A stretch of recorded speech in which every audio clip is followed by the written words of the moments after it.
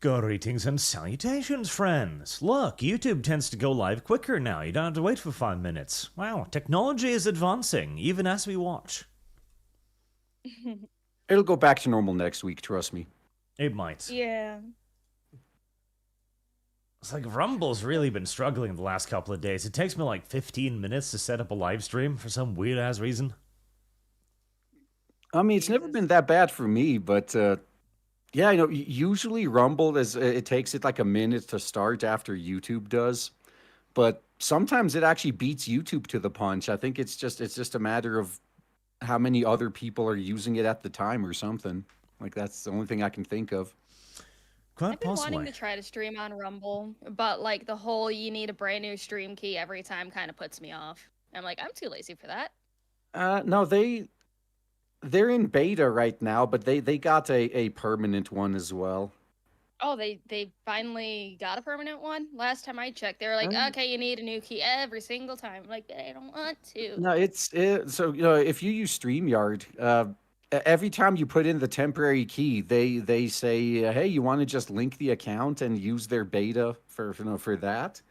I haven't used it yet because, yeah, this is the funny thing. As someone who's in tech myself, I'm never an early adopter of anything anymore. Like I've been burnt so many times. I'm like, no, even with my video drivers on my computer, I never update those until I need to, like until something is flat out broken. Because almost every time I install an update, more things break than got fixed. Yes. So I'm like, nope. Until I absolutely need it, I will not be updating.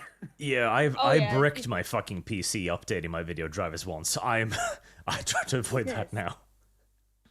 Oh, dude, no, I actually, so my new PC, I actually got a new video card. Actually, I got 2 new video cards within the past couple of months. Yeah, no, let's just say they don't make things like they used to. Like, I think that this is just a ploy to get warranties to actually be worth it again. So, hey, you want to get the 5-year warranty? Well, yeah, because I know this thing's going to break in 6 months. But no, so I think I upgraded from was my old 3080 started, artifacting and having issues. So I got a 3080 Ti, and it just my computer didn't register it. Like eventually, after fighting with it for a few hours, or actually no, it was like maybe 1 hour. Yeah, I plugged my monitor cable into the motherboard's direct video output, and it worked. And I just had to reinstall the driver, which is literally the same fucking driver the previous card. I mean, I didn't even download a new one. I just reinstalled the one I already had installed, and it started working. and then when I replaced that card, it actually took just fine. I didn't need to do any of that. It's like, what are they even doing anymore? Like, I don't even know. It seems like a lot of companies either want to try to make warranties actually worth it again, or try to like from what I've seen with some different types of different types of tech is that they really do not want people to bring things into smaller shops to get repaired because self-repair is illegal in their eyes. So like yeah, that's why right to repair is such a big issue because in the quest to make line go up by any means necessary, one way to do that is to make things break often, and then you got to bring it in and get it fixed, and the only way to do it is through the official manufacturer. That's just their way of milking more money out of their existing customers. It is a good way to do it. But now we will start this stream with an update for the chat because chat is beginning to fund the sexy 2025 calendar. So I've got to give chat the top contenders. Let's see here. We've got Arashwile at the top spot now. How many months is there in a year? 12. Oh, good. Okay. The Spanish don't function off some sort of heretical calendar. This is good. And because it's my chat, on the number 2 spot is Fluttershy from My Little Pony, of course. I've already been instructed as well that there will be ponies, chat. They will not be humanized or humanified in any way. There will be sexy ponies on your calendar. So, there you go. Number And 3. Waltz is going to really appreciate that one. They are, yes. Yes, they are. Vladimir Miles from the 86 anime. So we've got a demon, a human, and a horse so far. Not too bad, not too bad. Then we have Sexy Big Mac, which is a man pony, because chat also likes men ponies, because chat is gay. Tali Zora, an alien, and a decent pick, actually. Tali Zora is not a bad one, actually. Not at all. Ember, a dragon from My Little Pony, just to, break out the monotony of all the horses chat wants to have sex with. A battle sister. So we've got 2 humans on the list, already severely outnumbered by the ponies, of course, but at least we've got some humans. Starlight Glimmer, the third pony on the list. Ariel, who's a fish. Lum Lum feels represented already. And the final slot at the moment, Applejack, a 5th pony. And we've got... Why does her tail look like a dong? A dong? How do you... That's somebody's fetish. How do you... I don't even think that's tail. I just think that's her ponytail. Her hair. I mean, her tail is in like a ponytail type thing as well. So, yeah. But yeah, no, that just looks like a bag of something. It doesn't look like hair. The art is great, but the tail does not look correct. And there you go, chat. The sexy waifu calendar is currently at $965 out of the $2,500 we need to actually make this damn thing. So you may vote with capitalism now with your donations, either for the ones already on the list or any character you want, as there are some other ones, including more ponies, that are on the list as well. Because, of course. Ponies. Right, to move on to non-pony news for a brief moment before we're inevitably dragged back down to it again. This one's a weird one. Amazon Studios hires Henry Cavill to lead a Voltron film adaptation. So is the 40K show just confirmed dead in the water at this point? I think it's probably dead. Yeah, because now Amazon is hiring him for another show, and he's also got Highlander. I think the 40K show's dead. Which I think is for the best, to be honest. Unless they're willing to actually do it justice, just don't do it at all until someone else comes along that is willing to do it right. Yeah, very possibly. It's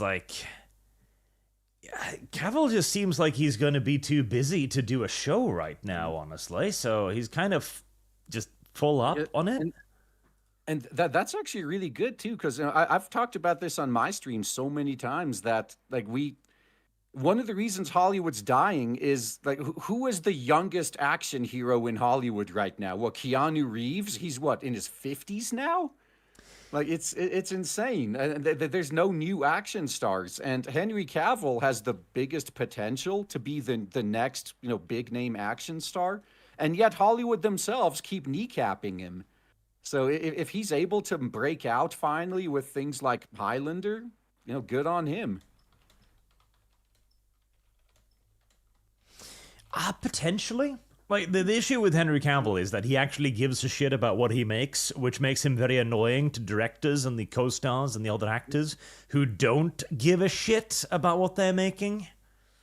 Well, I think that's a little bit unfair. It's not that they don't give a shit. It's that they want to make activism. He wants to make something that's true to the source material. It's not that they don't care. They just don't care about the same thing. They care about the money. Well, no, they don't even care about the money. No, the executives might care about the money, but the people they hire to run this shit don't. So they deserve to lose money, I guess, is where I'm getting at. Yeah, fuck them. Yeah, the 40k shows like it. I wanted it to be a good thing, but Amazon can't write a 40k show. They almost certainly can't because it's a very masculine setting. They don't like that kind of shit at all. And I mean, even this Voltron, like that's such a weird fucking pick. Yeah, and actually, more importantly though, so do you believe the rumors that Games Workshop bent the knee to Amazon when they made the female custodies? So My are they gonna write that? Are they gonna retcon that now since apparently the deal with Amazon's off anyway?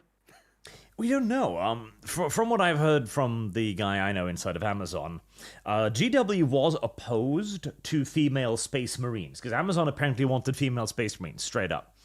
And the female custodies was kind of a sort of pseudo kind of compromise where GW agreed to it almost entirely to demonstrate the kind of shit show that would happen if they tried to make female space marines of any sort. Yeah, and even like the dude Arch, I take it you're like you're a Warhammer 40k fan, right? Right? I would say so, yeah. Yeah. It's not like that wasn't the whole point of your channel since like its creation, but I why did they go for the custodies though? Like so the custodies are like space marines on crack. They're like better versions of space marines. So doesn't that make it even worse if you have female custodies? Like, what? Who thought that was a good idea? Again, I think it was just like a test balloon because the custodians aren't as popular as the Space Marines, so they could afford to kind of sacrifice them on the altar and see what would happen.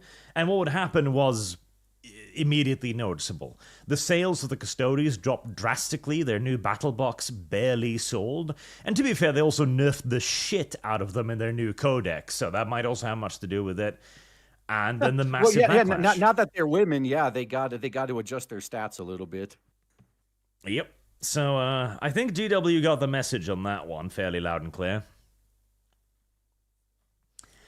We'll see. I mean, there's still the possibility that they can have like another project, but again, when did Highlander start filming? Plus you got to remember, like, even if it started a while ago, it could have been going through development hell. But no, Archer, what do you think about this idea? They could go with female space marines, female custodies, and have trans representation at the same time. Because like when a new space marine, or in the custodies case, their equivalent of Primarch is the Emperor himself, right? Like, so they get the gene seed of their Primarch, and they slowly, in effect, start turning into them, right? So wouldn't it be fucking hilarious? Like, okay, let's allow women to become Space Marines, and then like a year later, they're dudes. They slowly there become you go, happy? transitioned. Yeah. And we got trans representation now too. Everyone happy? Everyone okay? Well, there we go. The Highlander reboot starts in January. Yeah, there's no fucking way they get... Like, unless Cavill's going to be flying back and forth from filming that and the Voltron thing, like, there is no fucking way. Unless they've just been planning to make him just, like, add him to the credits for no reason and just have him phone in his instructions, like... Oh yeah, you're vice producer or something, and he'll basically have nothing to do with the show. Oh, the Kevin Smith method. Okay. Yeah. But no. In this, I mean, we've seen plenty of Hollywood types run sometimes 10+ projects simultaneously. Like, it's not that unusual. But I mean, it's like what you implied. I think it all depends on how involved he is. Like, if he's the main character in both of these shows, then yeah, I think he's going to be pretty busy. But then also, you know, most of the time in these shows is not filming anyway. Like most of it is pre and post production, right? So yeah, maybe he can do it. Who knows? But although if he's going to be the creative lead of, like, if he was going to be the star and the writer and director of the Warhammer 40k show, that would eat up infinitely more of his time than if he was just acting in it. Yeah, because I think they promised him as both an actor and as a creative lead. So, yeah, I don't know. I'm almost certain the 40K TV show is dead by now, but we'll have to wait and see the final confirmation. They have until a little bit into January to finally come up with something. So, if we don't hear anything by then it's definitely over. I mean, I hope it is, to be honest. Look, like it's the same thing with video games. Like whenever, like 10, 20 years ago, if they announced that they were going to go back and do a remake of an old game I used to like, or they were going to continue a franchise that has been dead for years, I would have been excited. Like, oh hell yeah, I loved that. I can't wait to revisit that. Yeah, nowadays I'm like, oh please no, please no. I know you guys you're too incompetent to do it right. Like, can we just not touch the good stuff until we replace all the activists with good people again? Because I at this point I don't want the current generation of self-proclaimed creatives touching anything I like. Yeah. Yeah, we'll have to go through like 5-6 years of nothing but good content and them proving that they got their shit together before I trust them touching anything I like. And I mean, we're going to be heading in that direction for a little while, but it's going to take a long time before we get quality content. And on that note, too, I do have good news in terms of quality content. Joker 2 had a 90% earnings drop from last weekend. The only other thing that I seen about Joker 2 was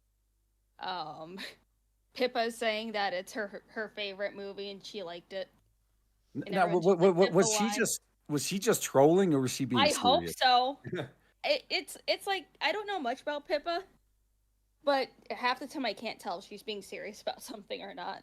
Yeah, I think that is part of her character, but yeah, I hope it's just trolling. But then again, I mean, we all got some good taste. I mean, there's people that don't think Boku no Pico is the best anime ever. So I mean, that was revolutionary.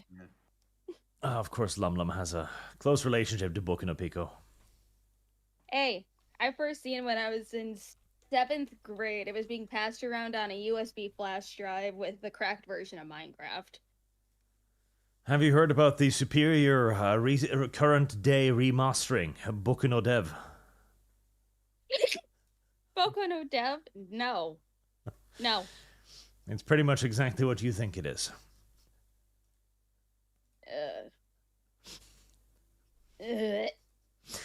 I'm just very happy to see that the Joker 2 is taking the same path as Boku no Dev. It's going to be one of the biggest comic book flops in history. And it's, I think it was projected right now to lose Warner Brothers about $120 million in total.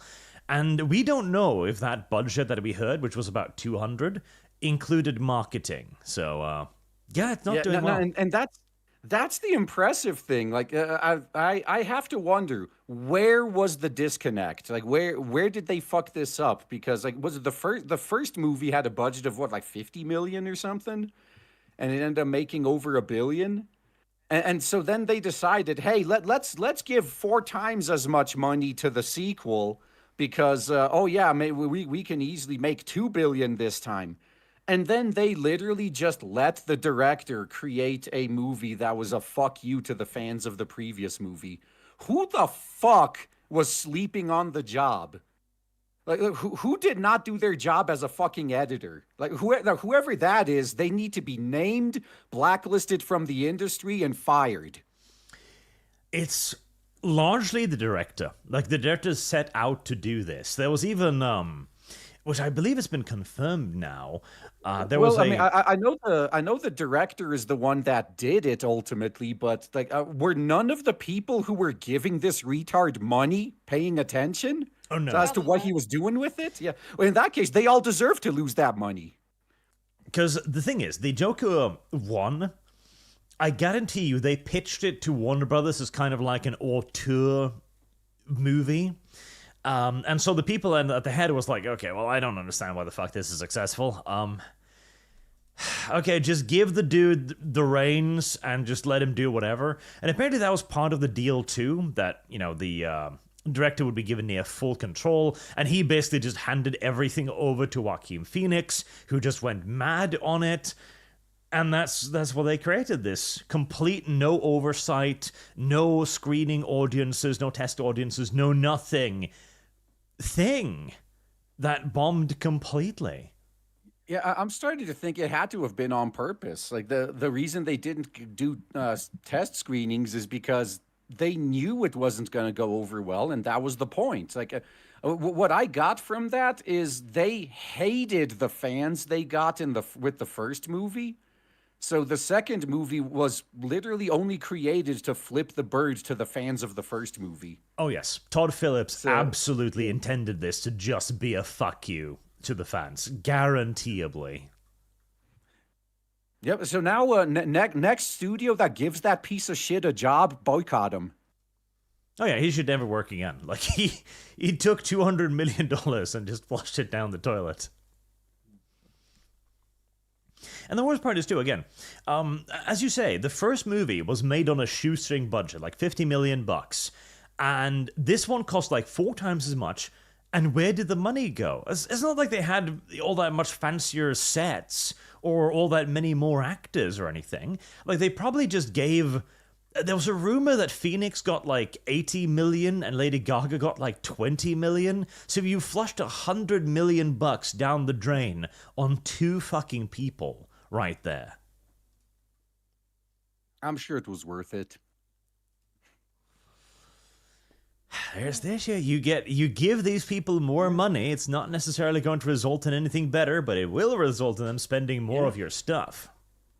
Yep. Now, and this is why, in my opinion, the best system you could have is, like, say, you got same, you know, like $200 million budget. You're going for $1 billion.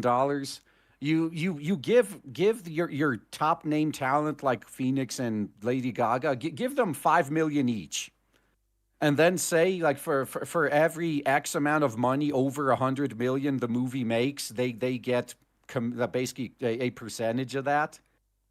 That's at least going to motivate them to do as good work as possible. So that they're going to get less money up front, but they have a potential to really just get hundreds of millions on the back end. Possibly. It's just like, why do people just hate like supportive audiences now? Is like, I know the answer to this already. It's because it's the wrong audience that they want to court. It's money. Who cares where it's coming from? It's like, okay, going off on a little tangent here. I'm sorry I'm pulling a dev, but like, I can say the same thing when I'm commissioning artists. I know dev, not real people. Anyways, it's like, I go to commission somebody, and they're like, oh yeah, sure. And then they take my money a little afterwards. They're like, and I'm going to refund you on your commission because you're friends with these people. And I'm like, but it's money. Why are you saying no to money? I'm forking over $500 to you. What do you mean no?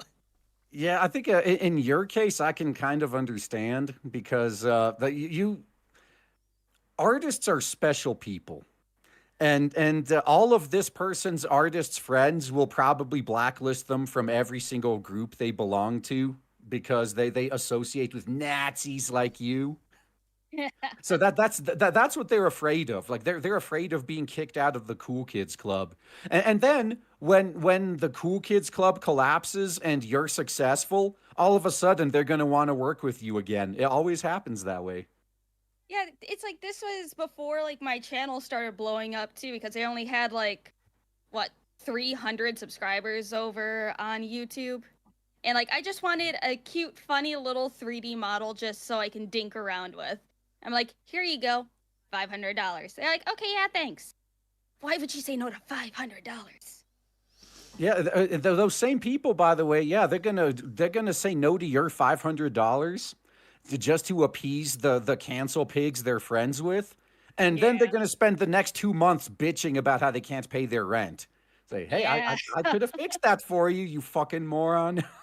But okay, no, it's fine. And in this case too, like, like this is why I like with Ubisoft, right? They outright say to your face, this game isn't made for you. If you don't like it, don't buy it. We're making this for the modern audience. And then when it flops, they blame you for it. Like, what? Dude, you said to my face that this isn't for me, that I'm not the target audience. Why is it my fault it flopped? Why don't you blame the modern audience that you're targeting? They're the ones that didn't show up and buy it. They're the ones you made it for. Blame them, not me. Yep. But you know, this is very easy. You look for artists and you open their profile. If there's flags in it, you close their profile. There was no flags. There was no flags and there was no pronouns. The pronouns, flags, genderqueer, Marxist, anything like that. Yeah. They need to be. I mean, Arch. To be perfectly fair, I mean, this is kind of similar to what happened to you, right? When Studio Foe threw you under the bus for a little while. I mean, I know you apparently worked it out with them behind the scenes, but there was no red flags there either, right? Until one day their community manager just decides, yeah, fuck that guy. So. Yep, community managers. Yeah, I really don't know why. Like, why are all these companies so against firing people who do a bad job? Like, that's one thing that I never. I like Clownfish TV, for example.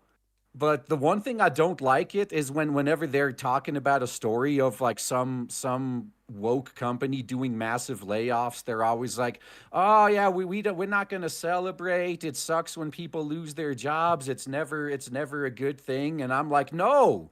When people are bad at their job, or even worse, if they cause damage to their employer, they should be fucking fired." Like, if there's any reason to fire somebody, causing damage to your employer is like the number one reason someone needs to be fired. Like quit sugarcoating this shit. We need to get rid of these people. Yep. No, they infest the entire industry. So if you're going to fix it, you have to take out the people. You've got to make it socially unacceptable for them to pull this nonsense. Again, that's why Todd Phillips should never work again. It's why Joaquin Phoenix should be approached with extreme caution in the future, because he's messed up 2 movies now, both this and Napoleon, which I had high hopes for Napoleon. I remember how disappointed you were with that, but no, I'm glad I took the wait and see approach, because I know even some of the people I know were like, "Yeah, did you see the trailer? There's like no woke shit at all. It's just like cool masculine stuff." I'm like, "Yeah, but the movie's not." I mean, this is something I've been bitching about for decades, actually. Like, and I first noticed this like in the early 2000s, I think, where. And that's roughly when I stopped watching movies for the most part, because I got burnt like 3 or 4 times in a row where I saw a good trailer and then I saw the movie, and every single part of the movie that was actually good, I already saw in the trailer. And half the good scenes in the trailer weren't even in the movie. I had to get the director's cut of the movie like a year later to see those. And like, fuck this. That's when I kind of turned my back on Hollywood, when they started doing that shit. So I was already telling them, it's like, yeah, the trailer might be good, but you know they're gonna pull a bait and switch. They always do. And sure enough, this is why. This same thing with video games. This is why you never pre-order. Always wait and see. Just wait until someone 100%s the game and gives you the lowdown on what was actually in it. Because I do not trust at least the Western entertainment industry at all. Like, if they make something good, I'll give them some support, but only after it's verified it's good. It sucks that there's not many movies that I can actually sit and enjoy. And hell, the last movie that I went to go see in the theaters was Matt Walsh's Am I Racist, and that shit was actually funny. There's a lot of people in the theater too. Wow, that's actually pretty impressive. That there was a lot of people. It's like I haven't seen like an audience actively engaged with a film that was funny in years. People are laughing, making comments and everything because everyone is just having a good time. Yeah. And this was like the earliest morning screening too. Oh yeah, and this is, I think this is how we know we're winning, because it's like what I say about the Bud Light boycott. The reason the Bud Light boycott was so effective was because it was not online. Like Hmm. where do you normally drink beer? Like I know, yeah, we all crack a beer, so just sitting at home every once in a while, but alcohol in general is a social drink. You Yeah. you drink beer at the bar, you drink it when you're at a cookout, at a party with friends, and you don't have to worry about some Janny trying to say what you can and can't do. So Mm. so you had all these people at the bar. One of their friends grabs a Bud Light, and they're like, "Hey, so when's your bottom surgery?" Like they just get mocked to all hell, and then stop buying that Bud Light. So even if they censor all of social media to just prevent anyone from saying anything bad about Bud Light, all the people that actually would be drinking it just get ruthlessly mocked in real life until they stop. And it's the same thing like what you said with the movie. Like on social media, they create an echo chamber for themselves. They ban everyone who disagrees with them. And then they drink their own Kool-Aid and they start believing that since everyone in their echo chamber agrees with them, everyone must agree with them. And then they go out into the real world and see a packed theater full of racist, bigot Nazis that are laughing at them. And they just break. It's so Yeah. funny every time. Oh, don't worry. Oh, We're going to fix that. There was this is an old acquaintance of ours. Carlos Maza. never heard of them. Who are they? God, I love them. That was the harbinger of the first adpocalypse. So basically YouTube's Oh. public enemy number one. I see.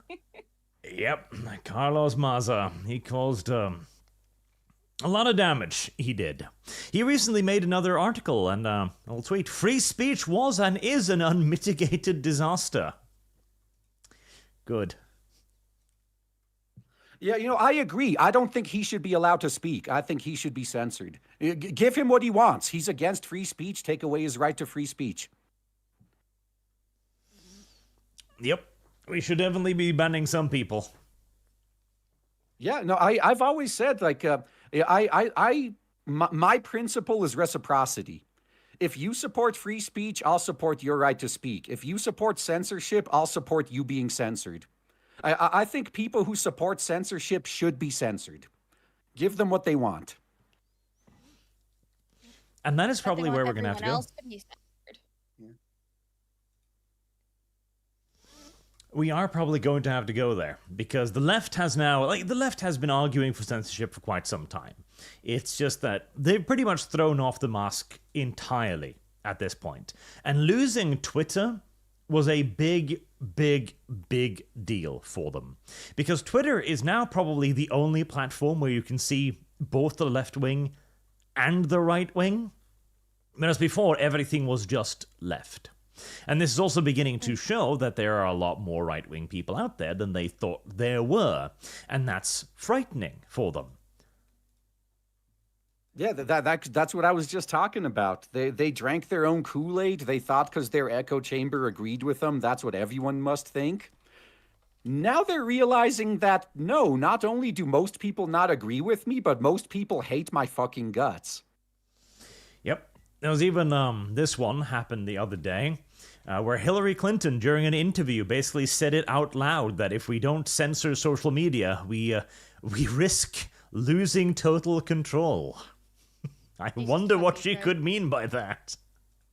It's like, do people not understand that, the political center and everything from like the 90s to the mid 2000s is now considered right because the left took a nice long sprint to the left even more. Yeah, no, I have friends who maybe 10 years ago were moderate Democrats. They're Republicans now, and Yeah. their views have not changed. Yep. But the Democrats, They certainly have changed. Oh boy, November is going to be an interesting month. Yeah, although this is a nice white pill though. Is I actually do see a lot more resistance from moderate Democrats. They seem to be much more keen on calling out the extremists in their own ranks, at least more than they used to, because I think the smart ones are starting to see the writing on the wall. They're starting to notice that everyone hates them, and there's no way they're ever going to be able to win another election if this keeps up. Well, there's always fortification. Yeah. Oh, that's why, and that's why it's important. Because anyone listening, I mean, I know if you're a Democrat, I guess this doesn't affect you. But if you're going to vote for Orange Man, it doesn't matter if he's polling 80% ahead in your district. Go out and vote. It's so important that everybody do it, because there's only so much fortification they can do. Like there's this thing called the cheat margin, which is pretty much the maximum amount of fortification they could reasonably get away with. You got to overpower that. Like it's not enough to win with like 50.001% of the vote. No, you got to win with like 60% to prevent them from being able to fortify it. Mm-hmm. And I think that's what happened in 2016. Is Orange Man won with a big enough margin that they well, first I don't think they were honestly prepared for it. But even if they're trying to fortify it, like man, you get to the point where to fortify it any further, you'd have to have more votes in a district than registered voters, and that might raise suspicions. Oh, I'm sure you remember the BBC article, How to Spot a Rigged Election. That one was unfortunate, because normally you can only shift about 2% of the votes before it starts getting obvious, and yeah. Yep, and so that's why it's so damn important that you that you go out and vote, even if you think your side's a shoe-in to win. Yeah, I guess the only time it doesn't really matter is if you're like a Republican in a deep blue state or a Democrat in a deep red state. That's about the only time where it's like, yeah, it probably doesn't matter. That's the only time in the U.S. where your vote actually doesn't count. I mean, I would still say vote either way, because like, yeah, sure, deep blue states and deep red states, there's no really swinging it, but the votes that are going to be the most important are in the battleground states, because all of them are within a margin of error in terms of like polling right now. Some of them, including, I think it was Michigan. It had Kamala ahead for quite some time, and now suddenly Trump is up like 3 to 6 points ahead of Kamala. So it's like, those states are going to be the very important ones that you do need to vote in. Even if you think that you can't make it to the polls, like, physically, it's like, you're just going to have to take a hit to your pride, do a mail-in vote, do something. You need to get your vote in. Yeah, and you don't need to do the mail-in vote anyway. I mean, I guess it depends on where you live, but where I live, they send you a ballot. They send you the ballot early, and then you can, if you don't trust the mail-in system, you can physically drop your ballot off at a drop-off point. Oh yeah, there's that too. It's like I had to do early voting because I'm going to be stuck in the hospital during that time, so I would not be able to go out and vote. So if you think that you will not be able to make it for voting day, vote early. Yeah, just drop it off yourself. If you don't trust the mail-in system. Absolutely. And there is potentially a bit of an interesting thing that can happen too, depending on who wins here, which will lead us to today's main topic, the fact that we're all about to be replaced by robots. Oh well, we'll replace Lum Lum first. No. I'm okay with that. Yeah, me too. Women and minorities. Shut up. No one can be funny like I. No robot can be funny like I am on my channel. No. Unironically, this. Oh man, this is what I love about AI in particular. Is maybe some of you guys, if you're not as terminally online as I am, you probably didn't notice it, but for the longest time, like as a code monkey, I was getting shit from I'll quote unquote creative people quite often about how oh yeah, like my job's going to be replaced and automated, and the only jobs that are going to be safe are creative jobs because human creativity can never be replicated by machines. And who are the first people getting replaced by AI? Like, oh my, did they forget who's writing the AI? Yeah, fair. I mean, it's like Oh man. at Neurosama, the AI VTuber. Yep. Getting Yeah, yeah, yeah. partnerships like crazy.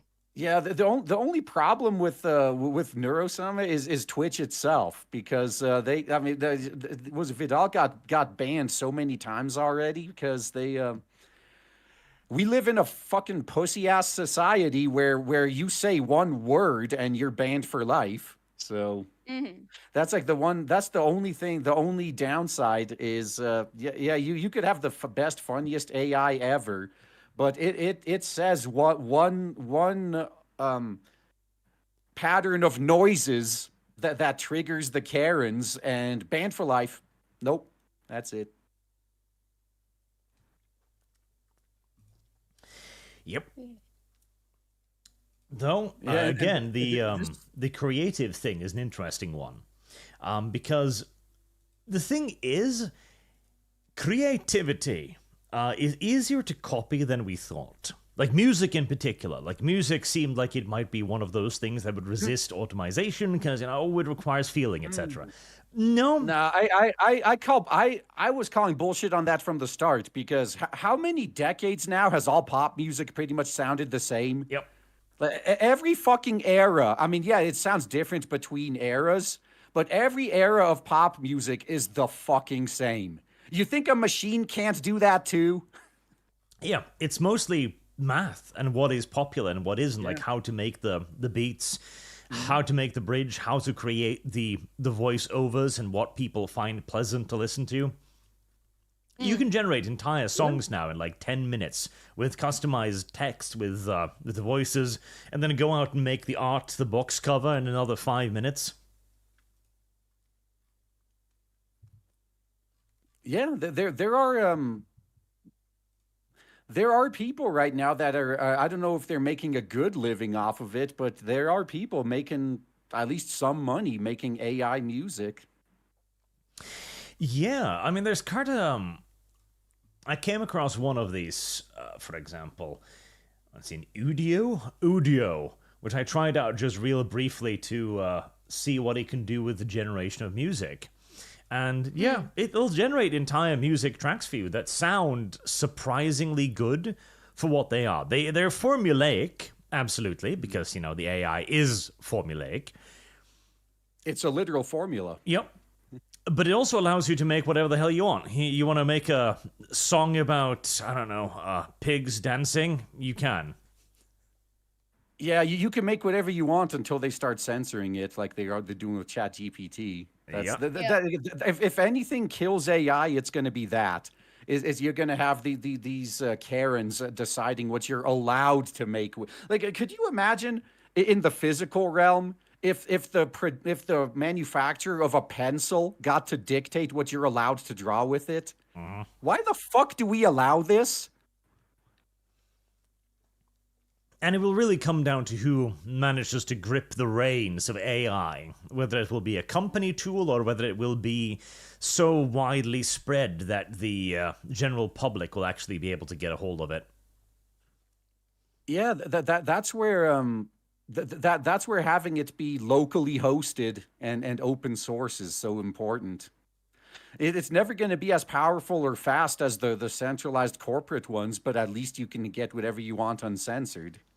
And there too, something like Stable Diffusion, for example.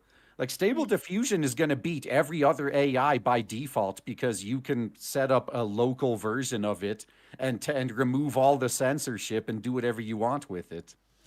Because a lot of this is going to come down to cost. And one of the big things with the reveal of the walking robot in particular at the Elon Musk Con, which is what I'm going to call it now, is the price point he suggested. He suggested on stage that one of these bipedal robots would cost between $20,000 to $30,000, which That is seems cheap.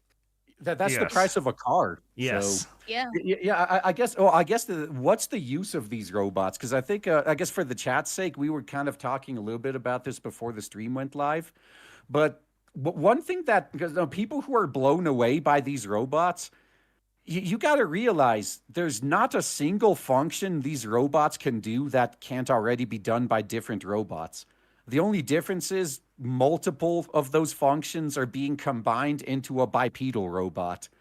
But there's like they showed it making drinks, right? We already got robots that can make drinks. There's nothing this one robot can do that other robots can't already do. It's just more generalized and in one package. Well, So the flexibility. Yeah, that's just to keep in mind there. The flexibility is going to see, be the selling point. Oh, but see, I think it's the opposite, though. I think the flexibility is a downside, at least from the perspective of a business. Because if I just need a robot to pour drinks, I don't care if it can do all this other stuff. I'm not going to use it anyway. But I guess for like if I wanted to hire a robot waiter, that's a different story. But like robot kitchen staff, if I wanted robot kitchen staff, they could just be like the robot kitchen we have now, like just two robotic arms with like programmed, that it can recognize ingredients and that's all it needs to do. I mean, if I wanted a robot kitchen staff, I would just hire some cousins, pay them in beer, and have them put some plates on their arms. There you go. It's a Mexican robot. Now, thank you so much for pointing that out. This is why automation is taking over, actually, because so automation, we've had the ability to automate like pretty much every aspect of fast food for decades. It's not hard, but why hasn't it happened yet? It's because, like you said, cost. It's cheaper to hire, a bunch of random kids for minimum wage than it is to get a super expensive robot, pay the upfront cost, pay the maintenance on it, get the pay for the maintenance contract to have someone come in and fix it whenever something happens. Keep restocking its supplies and whatnot. Like there's all sorts of recurring maintenance that goes into it. So even though automation's been possible for decades, it was way more expensive to buy the robot and maintain it and keep it supplied than it is to just hire a minimum wage high schooler. So what's been happening the past few years? The cost of robots has been going down while the cost of people has been skyrocketing. Yep. And we're about to hit the death cross where it actually becomes cheaper to just get the robot. And that's when everything falls the fuck apart. Because this is one of the big problems. The beginning hurdle right now, you're absolutely correct, is the initial cost. Like, even a simple collaborative robot is going to cost you, $20,000-$30,000. And now we're talking just an arm, a single arm, and you've got to program it. And depending upon the robot, that programming can be very complex, in which case you have to pay the company to do it, and it will only ever do one thing. So if you're going to tell it to flip burgers, it will only ever flip burgers, right? And that's a lot of money to pay for a robot that does one thing, when you could pay a Mexican $10 an hour to do all of the things. That is where bipedal robots will be a big change, because now, and I am very dubious about this, but if Elon managed to sell these robots for 30 grand, I mean, that robot will pay for itself within a year, probably. Yeah. Yeah, that's assuming it's as good as everyone's hyping it up to be. Yes. But, yeah. And that is a big question. They're gonna have to have some like live testing that's not in a controlled environment. Yes. Because it's going to need to operate autonomously. And very pointedly, during his whole presentation, Elon did not say that they can operate autonomously. He stopped just short of ever mentioning that.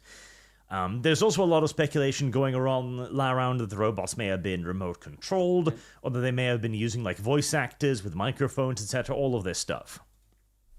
Yeah, my theory is it's going to be just like the self-checkouts at Walmart. Is like you'll be able to have one handler manage like 6 robots at once, but they will need some human oversight. I mean, they have to. Because like one of the biggest reasons, like another cost factor for automation, is if that robot were to step on some kid's foot, now you're getting sued, right? Now who's going to pay for that? So yeah, they do need human handlers. Well, a lot of this is basically just a question of the current limits of technology. We already have collaborative robots that are safe to operate around human beings because they have loads of different safety features and controls. Like some can only exercise X amount of pressure, so that even if it hit a human at maximum speed, it couldn't do any damage. Others might have sensors that go like, okay, if there's a human within so and so many feet of me, I gotta, slow down. All kinds of stuff. This is all technology, and the technology is advancing very, very rapidly. Like one of the things, when they walked out the robots, they had a bunch of staff standing around the robots. Now, this suggests to me that they were trying to keep people away from them. Because I don't know if these robots have the security measures to stop if a human gets in the way. I mean, they might, but it's still not worth the risk. Yeah, I doubt they've been tested thoroughly. Because that's a big question. If this thing is able to operate, and even if it isn't entirely autonomous, if you could have one central dude, for example, who's basically like the shop overlord, I guess, who runs a fast food restaurant of 6 robots, and you've only got one like store manager. That's a lot of money you'll save in wages on a year, and insurance in a year, and so on. Yep. Although, again, you still got we don't know what the maintenance costs on these robots are, and I think you still need to get insurance on the robots as well, like in case someone damages or steals them. Because if anything, I think that's going to be one of the biggest problems is people attacking these things. I mean, we're already seeing it with those delivery robots. Like Amazon delivery robots. Yeah, like they can't defend themselves because that will be a whole other can of worms, right? So you got all these robots are getting attacked and looted basically. So you're still going to need people there. Like until we get to the point as a society where we decide it's okay for robots to defend themselves, then we're still going to need meat bags around them to like just to dissuade sabotage. To dissuade the urban youth. Real quick, it seems like Superchats aren't popping up on the screen. I was being poked at for that. And also, it looks like someone sent you a DM Arch that is very familiar with all this AI stuff. So there's that. And also, just because I want to chime in on this, there are some robots that I've seen that actually work really well in controlled environments, and that's actually in one of the children's hospitals. Because they do have robots that go around to different floors delivering medications, delivering different types of foods and everything for children. It's like, I've walked alongside some of these when I have to go down to the cafeteria and everything. Fire is the answer. And the only thing that kind of limits them is that they don't have appendages to be able to control the elevators. They usually have to wait for someone else to do it for them. But they usually drive around on their own the majority of the time. But that's in a controlled hospital environment. And you lied, Lum Lum. The only DM I have is from Boog showing me more pony porn. You dirt. Okay, then I don't think he sent it yet. The chatter distorted noise said that he was going to send you a DM. Because there's the thing too, like, a lot of people looking at the Optimus robots, for example, and like, oh, it speaks. Clearly, there's a guy controlling it. No, not necessarily. If you've ever, I had to research this, large language models for a video. Yep. Those things AI are fucking clever. Like, you would be amazed. Like, they can keep a conversation. Like, it can get weird. Like, it can get, depending upon the complexity of the large language model, depending upon how it's set up, etc., it can give you weird responses because, you know, it's just a math puzzle, basically, for it. But they're really good. Like, I can absolutely believe that a robot would be more than capable of saying things like, here's your beer, thank you, have a good day. Not a problem at all. Those don't even need AI. Like those could just be pre-programmed. Like those are just like basic pre-programmed speech patterns. Mm-hmm. So yeah, now if you want to hold a conversation with one, it's a different story. But yeah, I mean, I think like just basic. Here's your delivery, sir. That could just be a pre-programmed line. It always says every time it drops something off. So yeah, like that is not difficult. The difficult part will be having it operate in a complex environment, like with chairs and tables, and you don't know exactly where they are, with people working around, being able to pick up cups, carry food. That is difficult. Yep, fucking crotch fruit running around all over next to it. Yeah. Yep. That is going to be far more difficult. And again, you're going to need so much safety testing on these guys. But that is where a potentially interesting thing comes up. So Elon's been getting really close to the Trumphalophagus recently.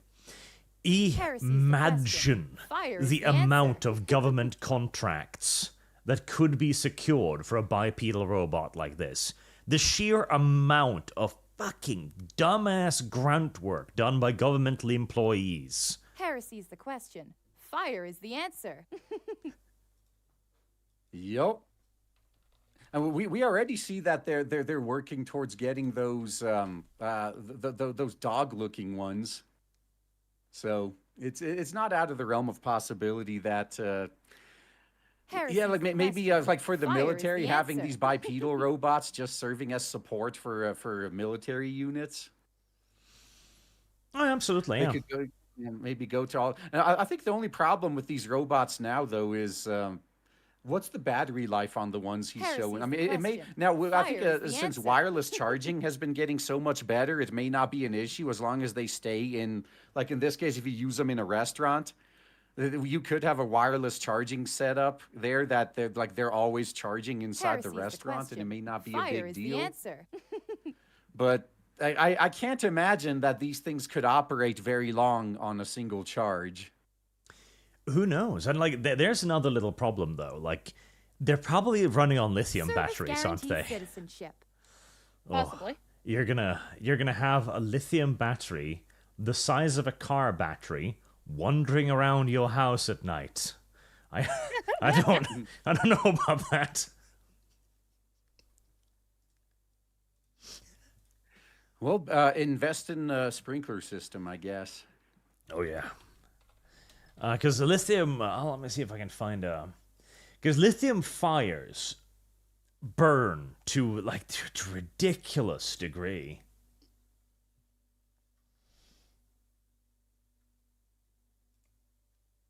Oh, there we go. Yeah. Okay. Let me show you this here. I'll put that in the chat as well. So this is these are electric buses. There we go. These are electric buses with lithium batteries. You can see at the beginning of the video how it starts smoking really, really heavily, and then it just whoops. Lithium batteries burn like nothing you've seen. Like it makes car fires and oil fires and stuff look like nothing by comparison. It is insane.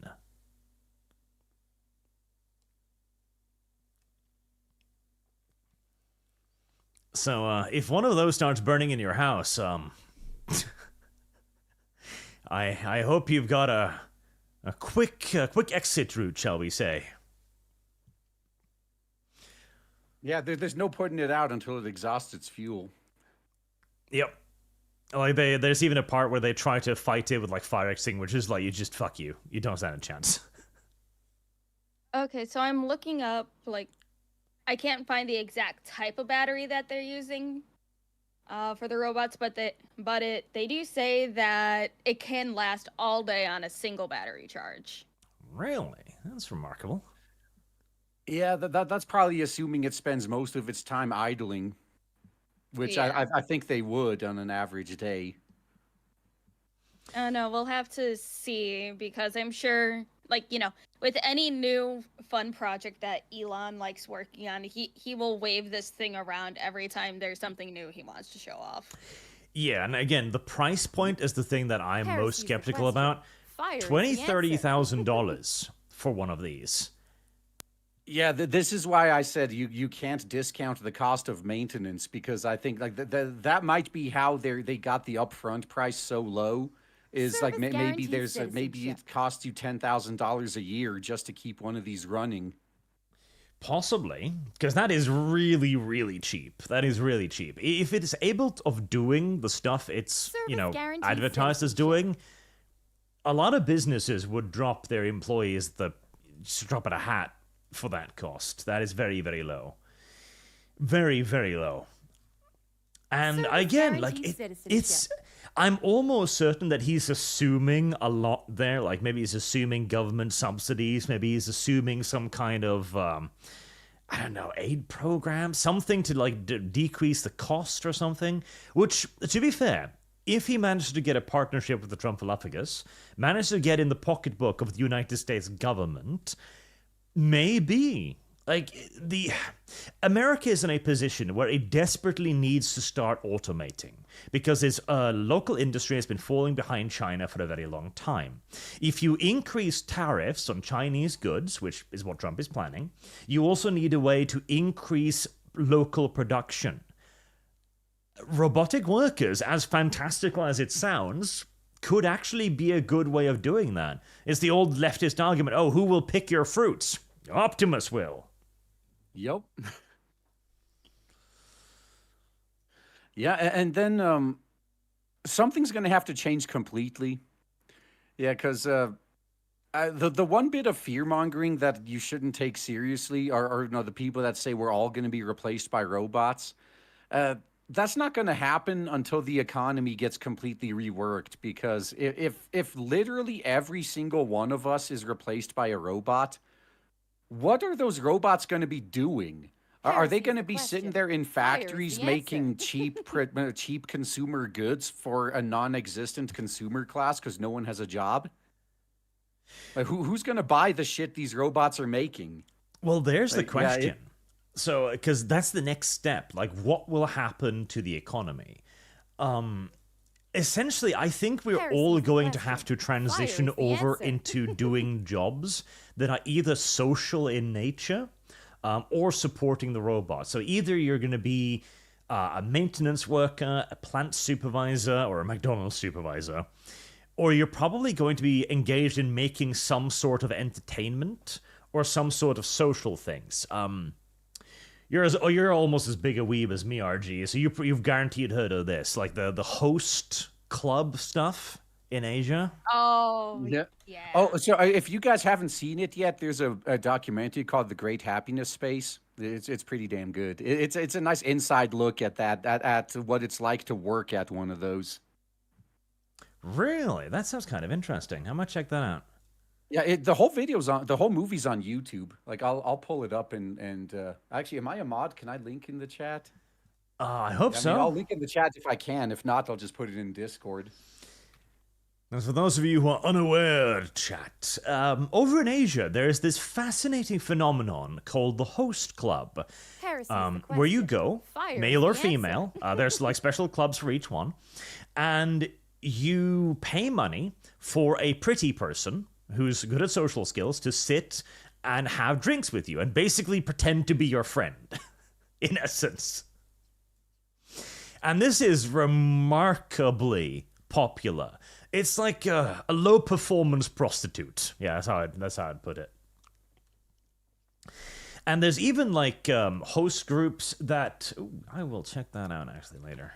That's an interesting one.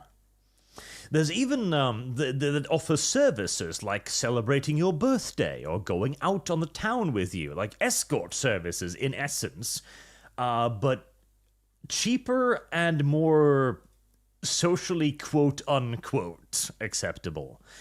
I mean, I wouldn't say cheaper. I wouldn't say Heresy's that. the question. Fire is the answer. It's like there is a, like, your first time visiting a host club, everything is very cheap because they want to get you hooked in. They want to give you the good experience of like, choosing the pretty boy or girl that you want to spend the night with. The drinks are discounted, everything's discounted because it is your first time there. Once you start going in more regularly, the prices inflate like crazy. It is an extremely predatory market because it preys on lonely single females who, go there, get validation from the host that they choose, and then sometimes the host will get these women's numbers and then they'll just citizenship. reassure them all the time, like, oh, I can't wait to see you again, it was so much fun when you were at the club last night. And then that's how they get you.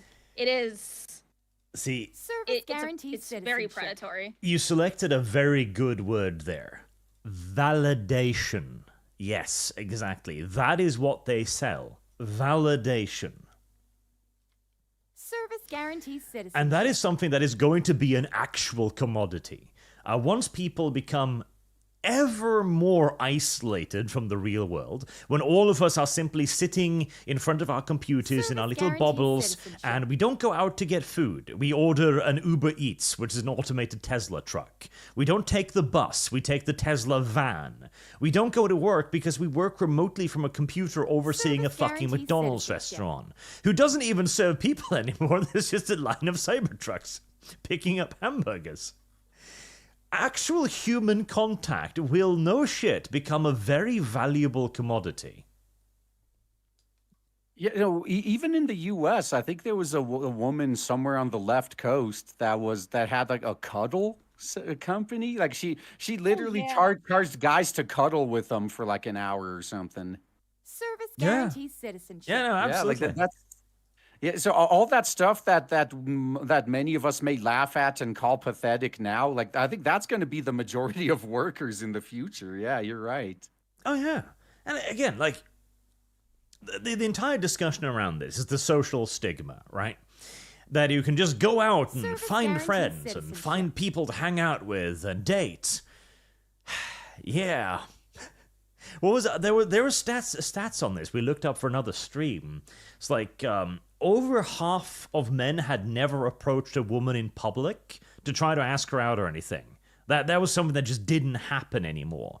Like flirtation at bars were going down. People didn't know how to flirt anymore. Service guarantees All of this, which was common knowledge like 10 years ago, is just gone.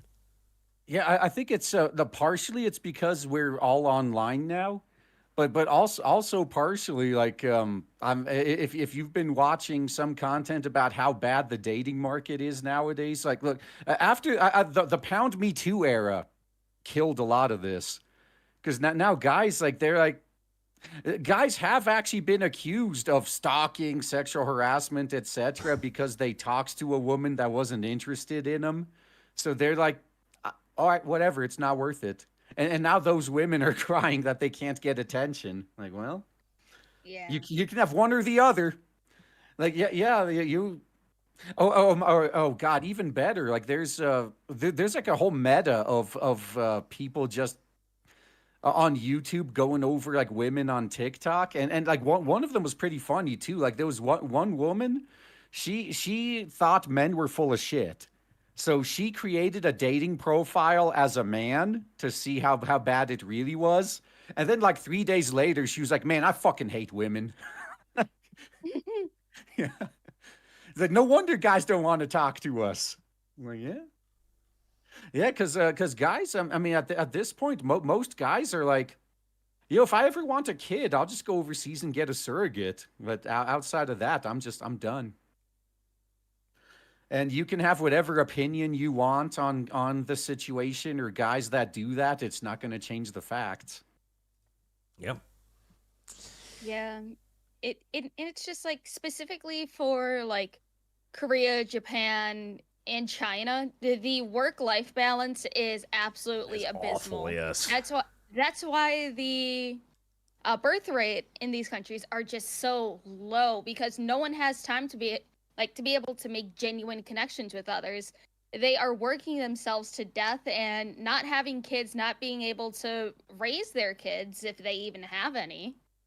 And it's sad. It's honestly so depressing. Yeah, it's like the opposite problem here because I think here in the U.S. people have the time, they just don't have the desire for all the extra drama. Yeah, they don't have the time, and for some people who do really want kids, but they don't feel like they're financially stable enough to have them. And that's where the solution comes in. The love bot. Oh no. Real botic sex dolls are designed to be indistinguishable from real women, cognitively. You know what, Lum Lum? What? I think you're better than a robot.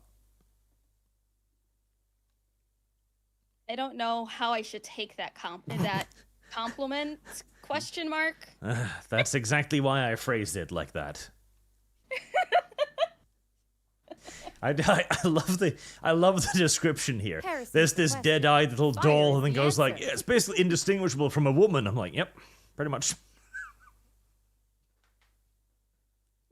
Yeah, speaking of these sex bots too, like I think this is another industry that Asia is going to just completely destroy the US in, because I know there are some Western companies that are making this too, but the feminists are forcing them to put in all sorts of features that like the robots can refuse consent and all that other shit.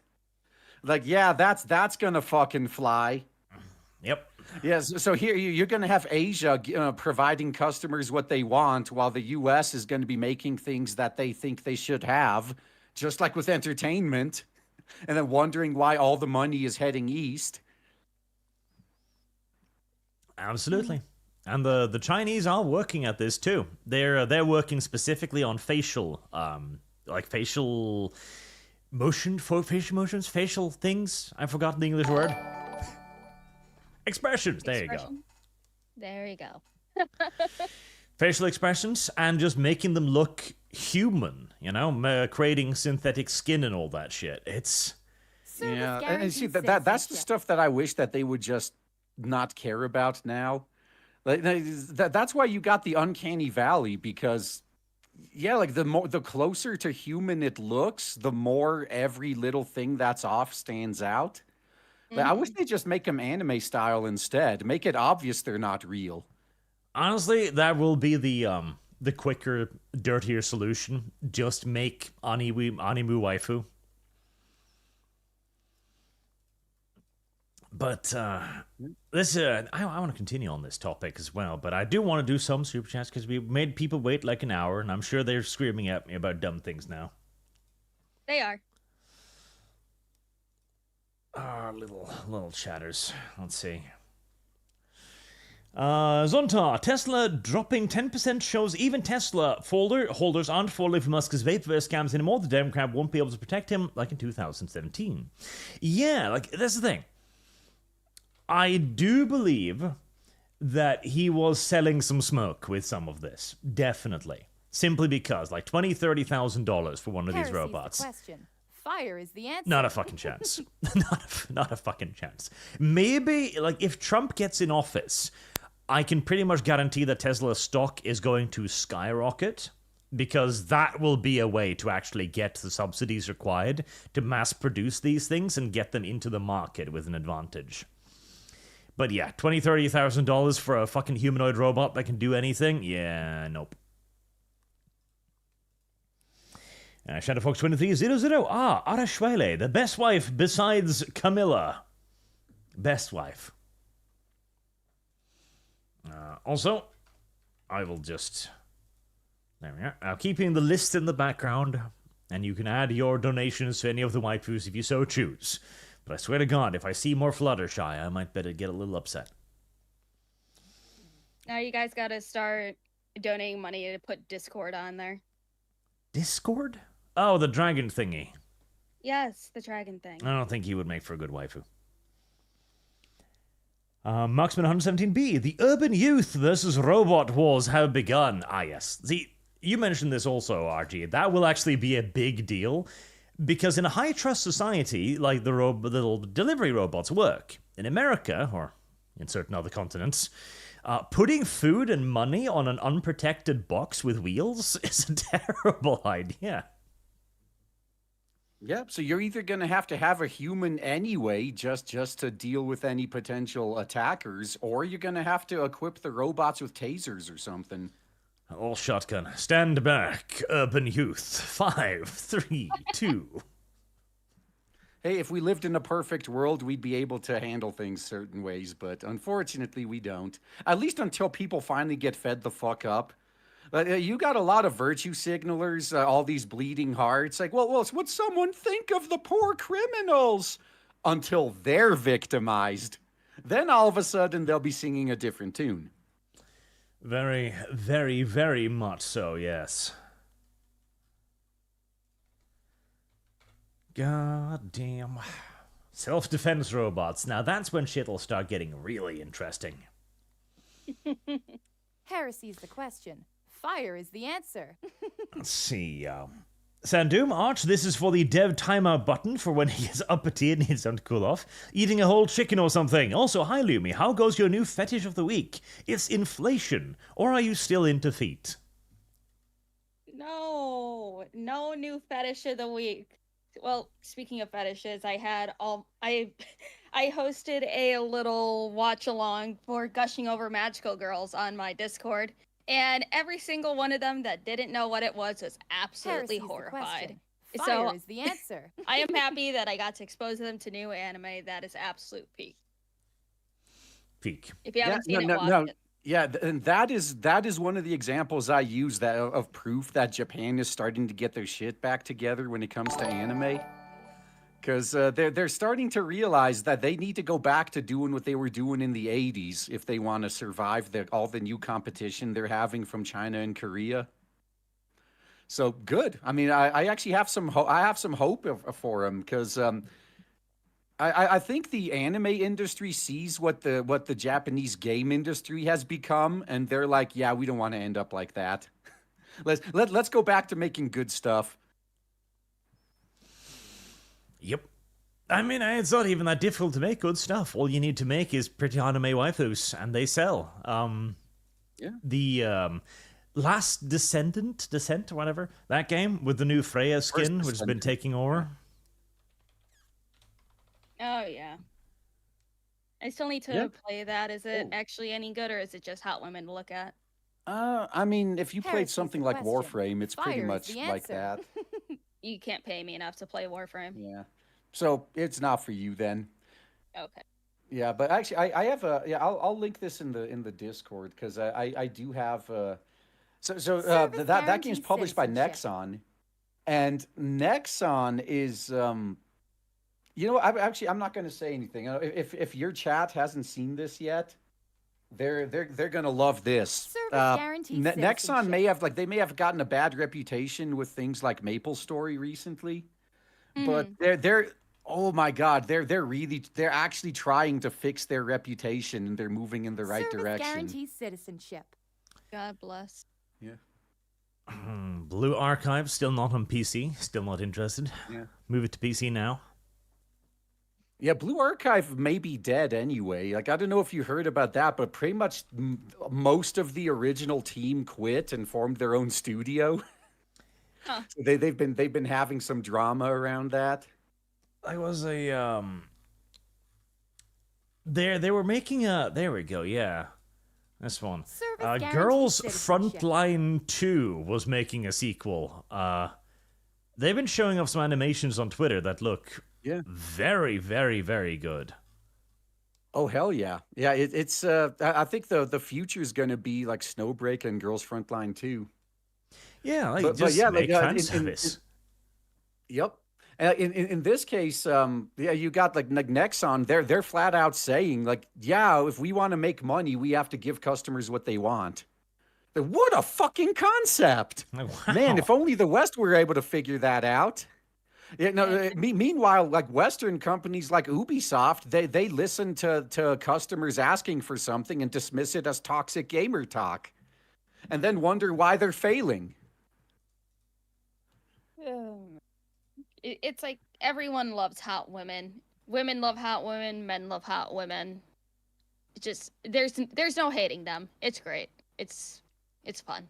Yeah, just add a little bit of gameplay to it, and voila, you're golden. It's not hard. Well, it is if you're an activist trying to convince people that hot women are bad. Activists aren't real people. Yeah. Just like Canadians and communists. They're not real people. Yeah, those are Untermensch if I've ever seen one. Jesse Jinx on Streamlabs. Arch, I donated the most money towards AJ. How is she not higher than Big Mac or Flute? She must be behind the list. It says I've got 34 on the list. Here's 10 more. Is it because people donate in lesser currencies than dollars and Europe, dollars and pounds, and it looks more? I don't know. Blame the currency converter thingy, but that will definitely take Applejack further up on the list. She's now relatively safe. She's like 4 stops from the bottom, so there you go. Applejack, sexy Applejack. Why, chat? Sometimes it's because of the penis tail. Sometimes I wonder. Vulture, go Ariel. Alright, I'll do a little bit more for Ariel, the Little Mermaid, as well. The white version, by the way, not the diverse one. Why, you mean the real version? Arch, the trans clone is old news. The character has been a thing since at least 2020. Battle sister of waifu calendar. Is the answer. Sexy waifu. Sir Dead Puppy, sister of battle ponies. Why are you like this? Heresy's the question. Fire is the answer. Oh, maybe that's that's how Warhammer 40K is finally going to get a show. They're going to do a My Little Pony crossover. I mean, hell, why not? Why not at this point? Sven Tyrson, no commie, have money. Yeah, Dev is not here today because he's sick, and you keep saying that you'll reward me if Dev isn't here, but we're still like less than halfway of the money we earn with Dev. I don't know, chat. This ain't looking good for you. Sandoom Art, how goes Fallout Equestria? I'm on chapter 10 now, I think. It's going slow, but it's going slowly but surely. These Flat Desk Pepsi, will Oiled Up Arch be in the calendar? Also, Hola, Fatefish. I think Elsie Sorana has already put aside a slot for Arch Waifu, yes. Is it gonna be the pony with the arch face? It'll probably be Big Booby Arched instead. Arch Waifu, female Arch. Oh yeah, you sent me PNGs of those when I told you to send me PNGs of you. And Fish Arch, too. Which I think you would appreciate, being the feet fish. Heresy is the question. Fire is the answer. Helldrake, 7 mini-7s. All of the StarCraft 1 and 2 campaigns take 20 showers if you're not speedrunning. With this chat, that makes $10 for you to play all of the StarCraft campaigns. Okay. Oh, man. I would actually love to go back and play StarCraft again. It's...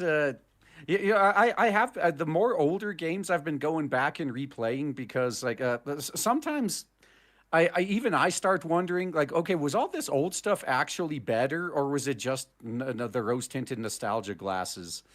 And then I go back and replay it and oh yeah, this is way better than the garbage that's coming out nowadays. Like by far, like the games now are so bad, you know, in general. I mean, obviously there's exceptions. There's some good ones out there. But games are so bad now that even the Zoomers who have no nostalgia for any, like they weren't even alive when this old stuff came out, even they prefer to go back and play the old stuff. Like that's how bad they are now.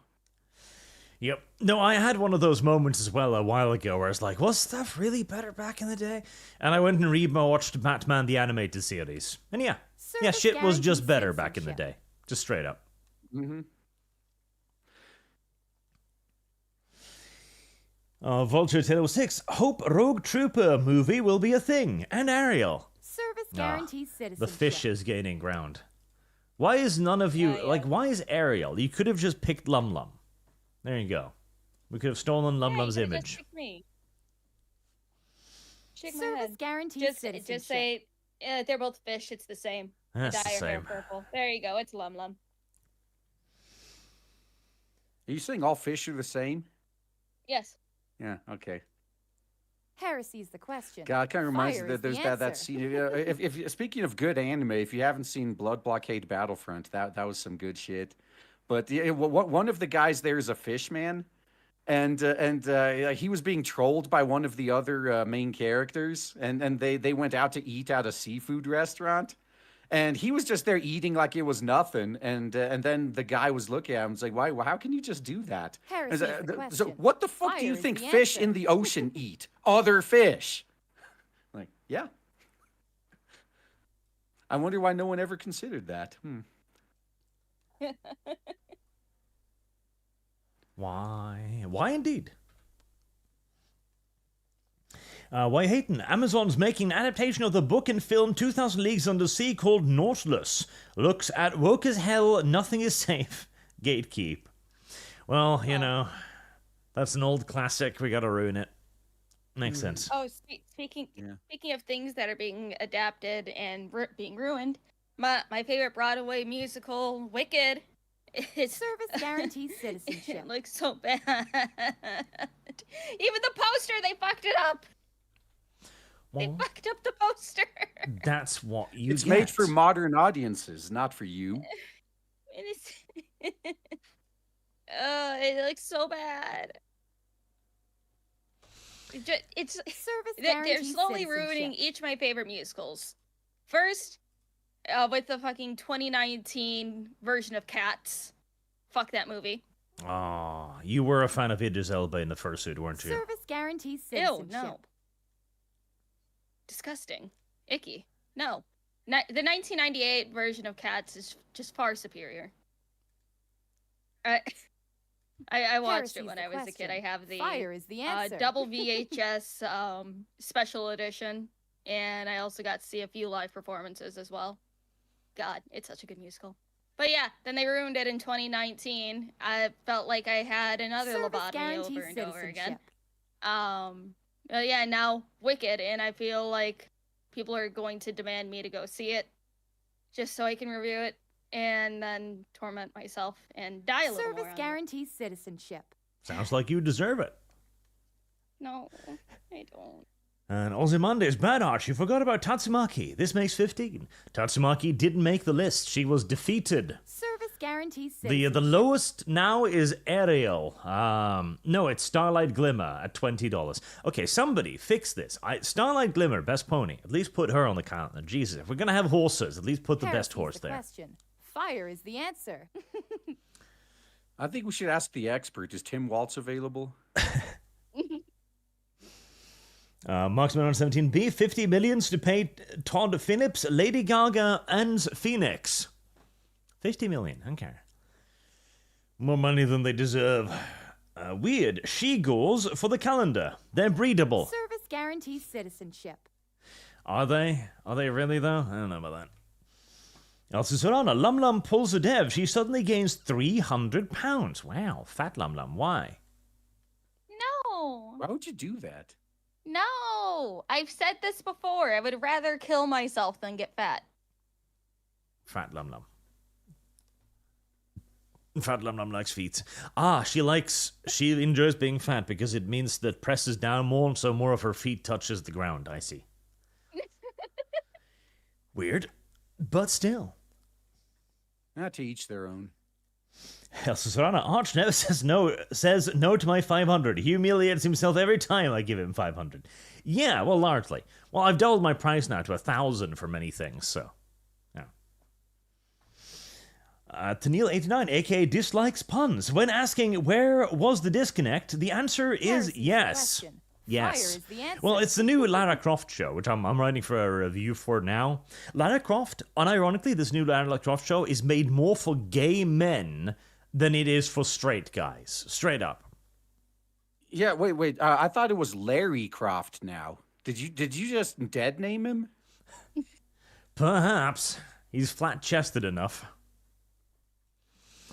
Burnson, for $5. Oh, hey, it's an actually watchable ArchCast. No retarded commie blob means head pat for Arch. Listen. There's gonna need to be a lot more donations and viewers for me to get rid of Dev. Dev brings in the viewers, okay? Blaze Stone for 100 Canadian. Thank you very, very much. Big dono, because excellent guest, Pocket Official's on top form, and the Mountain Monkey is doing well. Also, no Dev makes him live enjoyable again. Witcher. Yeah, you're gonna have to enjoy Lum Lum whilst she's here. A couple of years now, we'll be replacing her with an AI. No, I'm not going anywhere. Well, Yeah, we no, can so make it sound she's kind of like her, but she'll be a robot. no, she's going to be running her own podcast at the time with an AI Arch. With the way No, that you say some words, that'll be very easy to just throw into a robot. yeah. Oh, is he mispronouncing that? No, that's just Arch. Dreyfus, yeah, I was disappointed with Napoleon. Expected something like Master and Commander or Waterloo. Instead got Josephine, with Napoleon being weird in the corner. Marketing to me made it look like a war movie. Oh, absolutely, to most of us. It looked like it was going to be a Napoleon movie. Instead, it was just him being cucked. Like, they focused more on his pee-pee than they did the battles. And when they did the battle... Oh, God, I hated the battle. Fire is the The answer. fucking Battle of Austerlitz, a brilliant piece of maneuvering, was turned down to, oh, I had cannons shoot at the ice and the Russian army, like, drowned or something. Like, oh, I see. Stupid. Should be ashamed of itself. Jesse Dings, I might be confused on how much I've given to Applejacks. Here's another 5. Additional become Streamlab. Nom nom. Remember, Applejack needs some fat teats. Applejack might have teats, but they might be human teats, because I don't think you two would be happy with the mare teats, I'm afraid. In fact, I'm pretty sure YouTube would not be happy with the mare teats. Well, YouTube's not happy no matter what. They're just like a lesser Twitch in that regard. Although Twitch is still worse. That they are. Theoretical dev tips $1. Thank you. And Baron von Stargard. Go ahead and throw this at Valadi Iena Milse from the 86 for the calendar. We need more human representation in preparation for the AI apocalypse. That we do.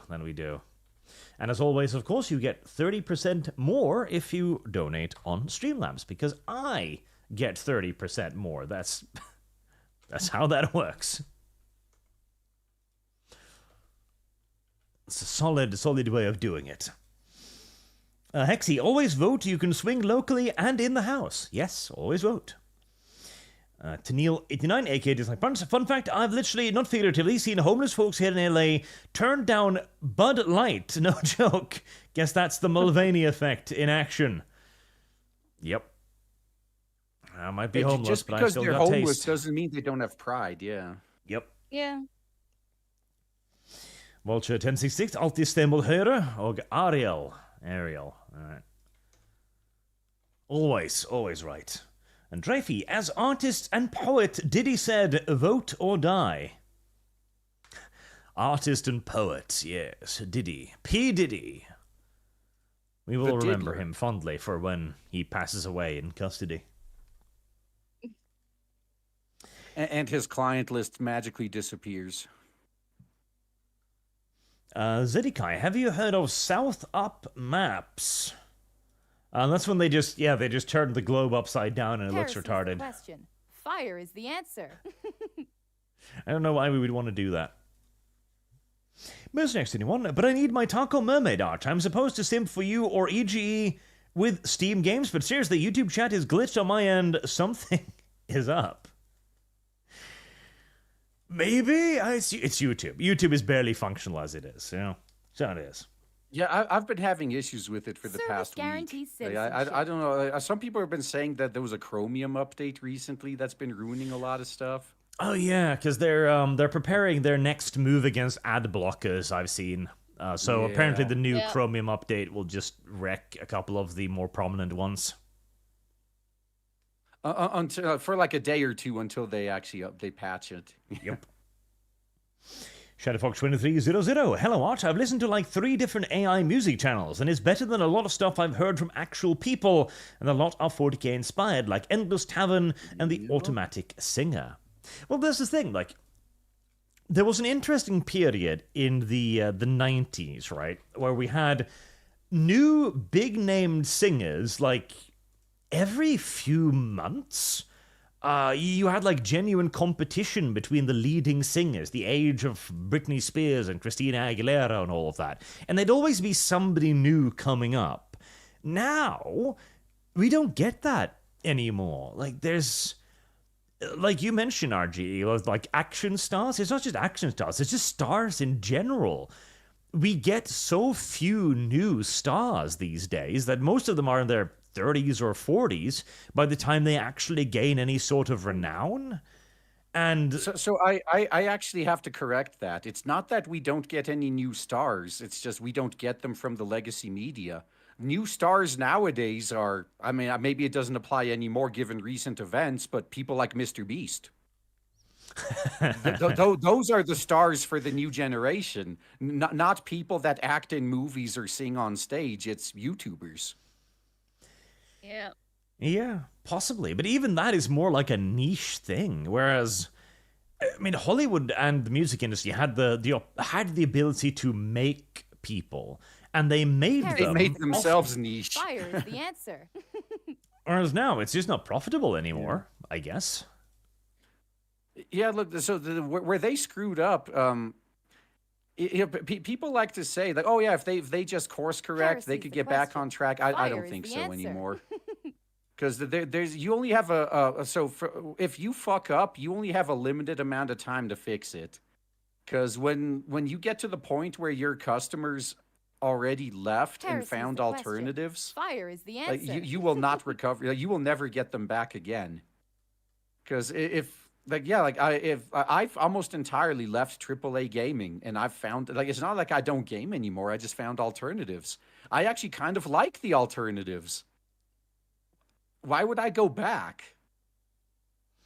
Yeah. Yeah, it's the example I always use on my own streams is like imagine you had a girlfriend and things were going great, at least you thought, and then just one day she announces, "Oh yeah, let's break up." What? Why? Oh, I found this other guy. I found this guy called Modern Audience who's better than you in every way, and I'd rather be with him. So bye. And then you get over it. You find a new girlfriend. Things are going great, and then your old girlfriend comes back like, oh, the Modern Audience was just using me. Oh, please take me back. Like, no, I have a new girlfriend. Fuck you. Like that's the end of that. Like there's nothing to discuss. I've already replaced you. I'm not Service taking you guarantees back. Citizenship. Even if I wanted to, like I'm not going to do to my current girlfriend what you did to me. Like no, get lost. So I think a lot of these companies are going to come to that realization that the hardcore fans, that like the people that spent the most money on their stuff, the people that hyped up their stuff the most on social media, they drove them away permanently. They're gonna, if they want to rebuild, they're going to be rebuilding from the ground up with no built-in fan base. Very possibly, yeah. Cloud Reed, is there a way to see which waifus on the calendar have the most money donated to them? Forgive me if I'm just being stupid. Also add this to the tally counter and play Anbenar, dang it. I'll probably need to find some way to just have it listed to show people, but not at the moment. I just have them in order. I'll come up with some way to list it up decently, maybe, possibly. Fractal Jack for the Lum Lum Loves Feet AI song. Ooh, that's a good idea. Heresy is No. the question. Fire is the answer. The real Zartak, send me the other reminder to play Anbenar. You're not going to get me to watch horror stream. Reinstall into U4, the superior game, for more super berries. No. First, we're going to need to make the AI song. Service Lum Lum guarantees Loves Feet. citizenship. We'll have that as the intro. So chat, you got a week. I'm sure one of you can make that and send it over. Yep. Service guarantees Elsa Serrana, citizenship. Lum Lum wants bipedal robots so she can satisfy her feet love. Indeed, she does. She's going to spend extra money on getting the one with the soft soles. Acting like I have any type of money to afford that shit. Why, Hayden, let's see how the election turns out. Now most of the areas that got hit by the hurricane are deep red or toss-ups. Their polls are now in the Atlantic. Yep. I mean, the hurricanes... There was even... I don't remember who, but there was one Democrat that actually commented that the hurricanes might swing the election because they hit mostly red areas. Like, I mean, you're not wrong, but... You sure you want to say that publicly?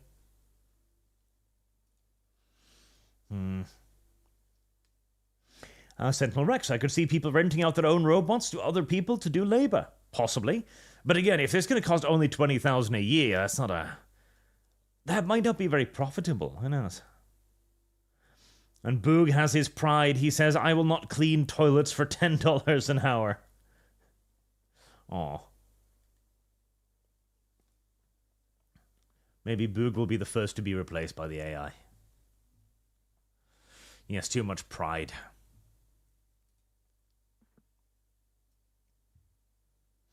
Oof, dude, I just got another surprise topic for today. All right, what is it? Okay. No, I'm just gonna post this in the live links. Yeah, things aren't going too well for Boeing. Oh. 7,000 employees. Damn.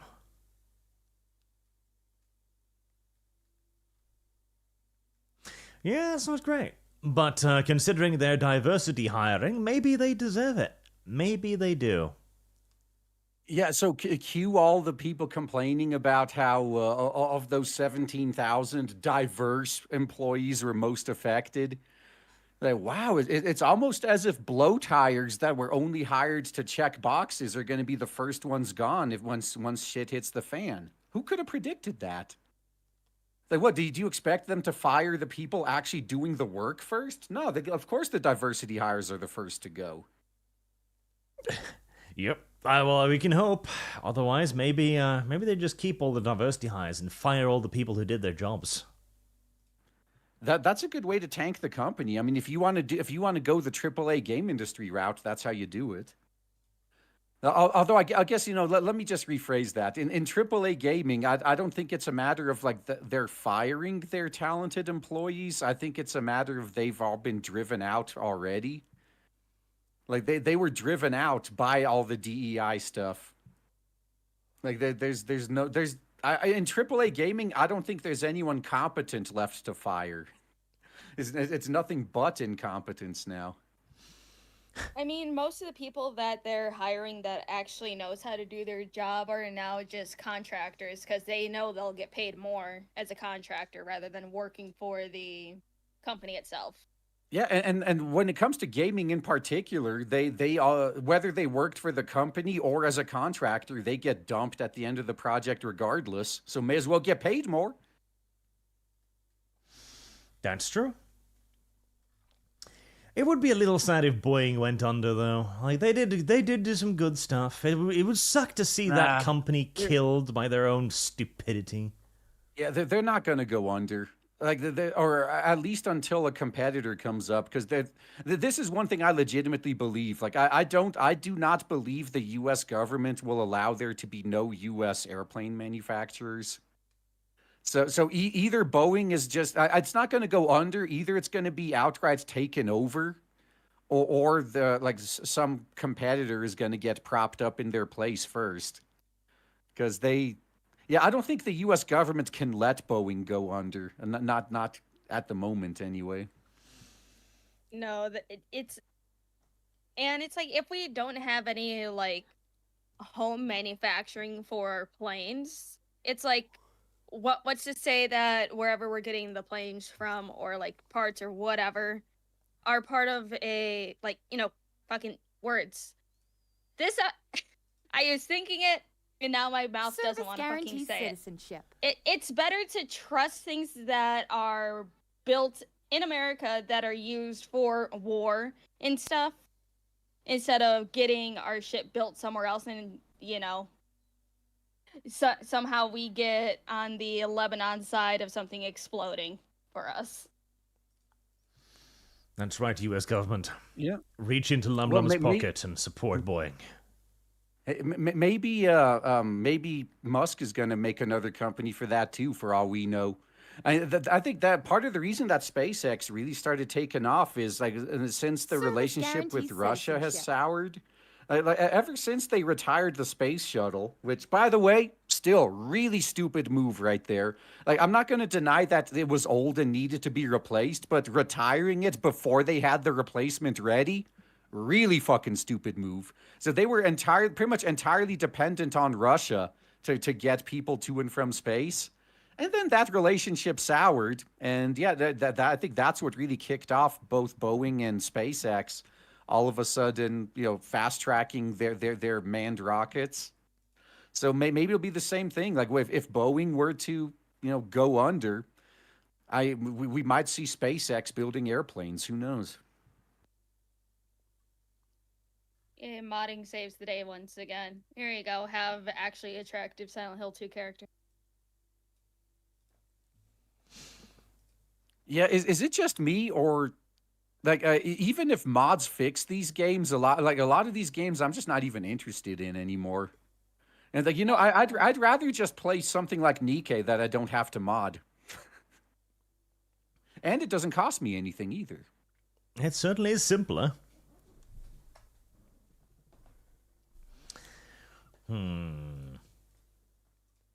Modding. I'm sure the mod will be banned in a moment. Don't worry about it. I'm sure they'll take it down and reassert the rounder, manlier face. Yeah, if it's on Nexus, it's only a matter of time till they take it down.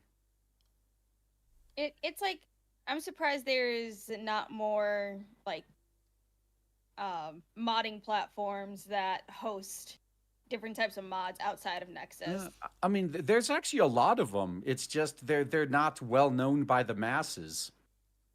Yeah, Nexus is what all the normies know about, so they get 99% of the traffic.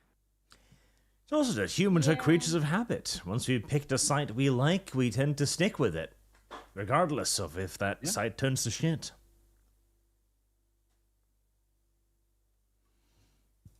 Speaking, okay, I want to go back to the topic of the robots for a moment, because here's another thing.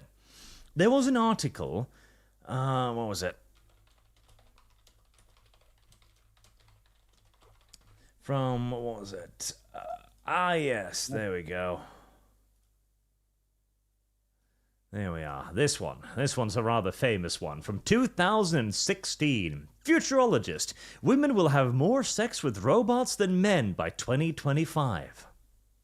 Okay, let me just call this out now. It depends on your definition of a robot. Because if you count dildos and vibrators, I think they already are. Quite possibly, but I think the definition here would be more closer to the sex bot thing. Yeah, and that's one. I'm all for pushing this idea, because if it keeps the feminists happy, they'll not try to block this technology. Just like the artificial womb, we just got to sell it as benefiting women, and whereas it's pretty much like 99% benefiting men. Yeah, I don't think this is going to happen. Just because, or it will for a little while, but what women look for in men, I'm not seeing now. Men a lot more so than women look for partners for sex. Yeah, women.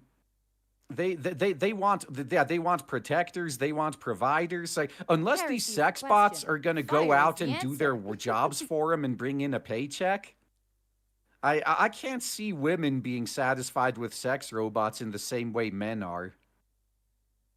But we'll see. I mean, obviously each individual is different, but as a whole, like I don't really see women being all that satisfied with robots, at least not in the long term.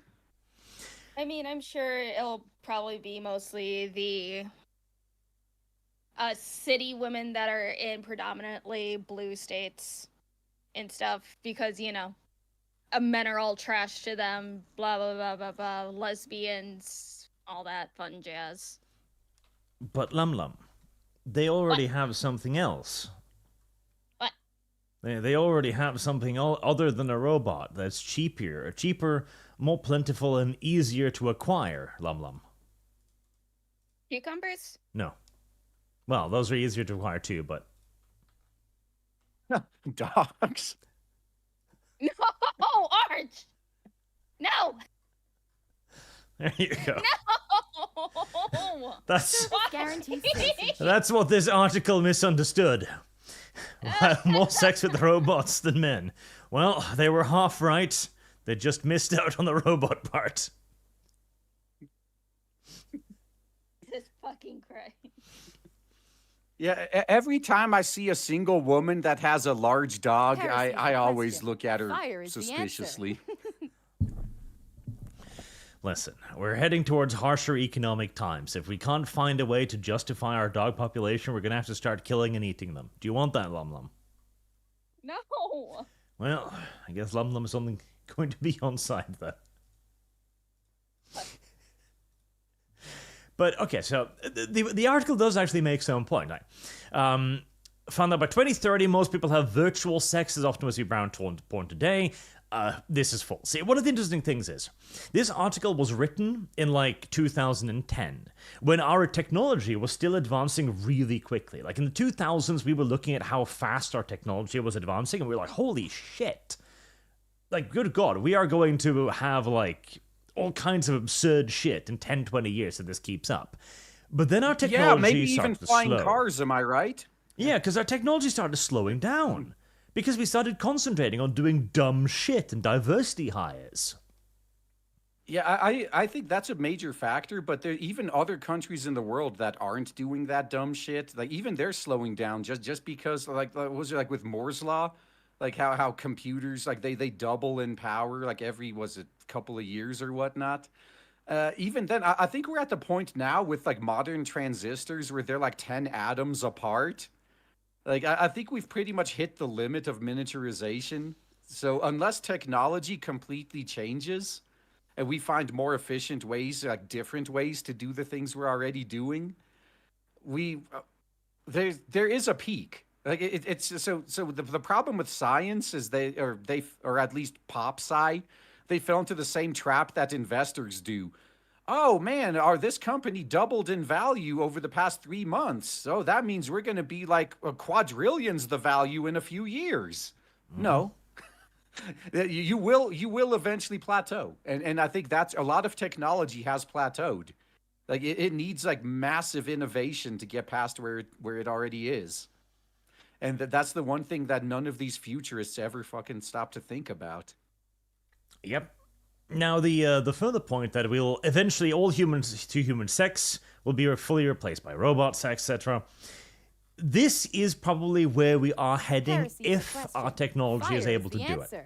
it. This is how humanity dies, right here. This is why there is no intelligent life in space that has been contacting us, because every civilization reaches the point of being able to fuck their toaster the question. Fire before is the they answer. reach the level of effective space travel.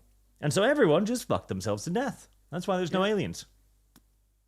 Well, so this might be a hot take, but I don't think that that humanity is going anywhere.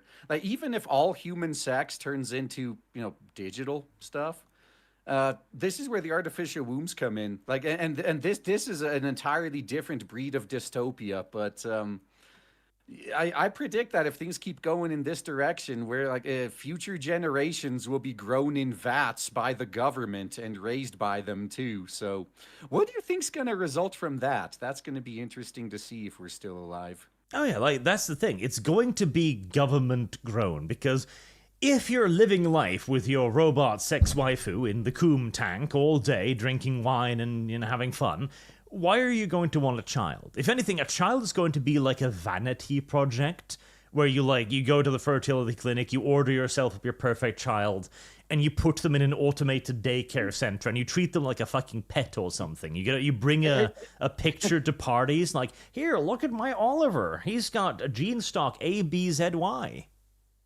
Hey, dude, we're Heresy's pretty much the already question. at the point Fire where is the kids are answer. just viewed as a nuisance like that. Look, I don't know if it's the same in Norway, but here in the U.S., the better off people are, the less kids they're having. Because, Heresy's and the I question. actually got to Fire is the hand it to them answer. that people are finally starting to learn to be responsible. But they're like, hey, we're dual income, no kids. We could go on 30 vacations a year.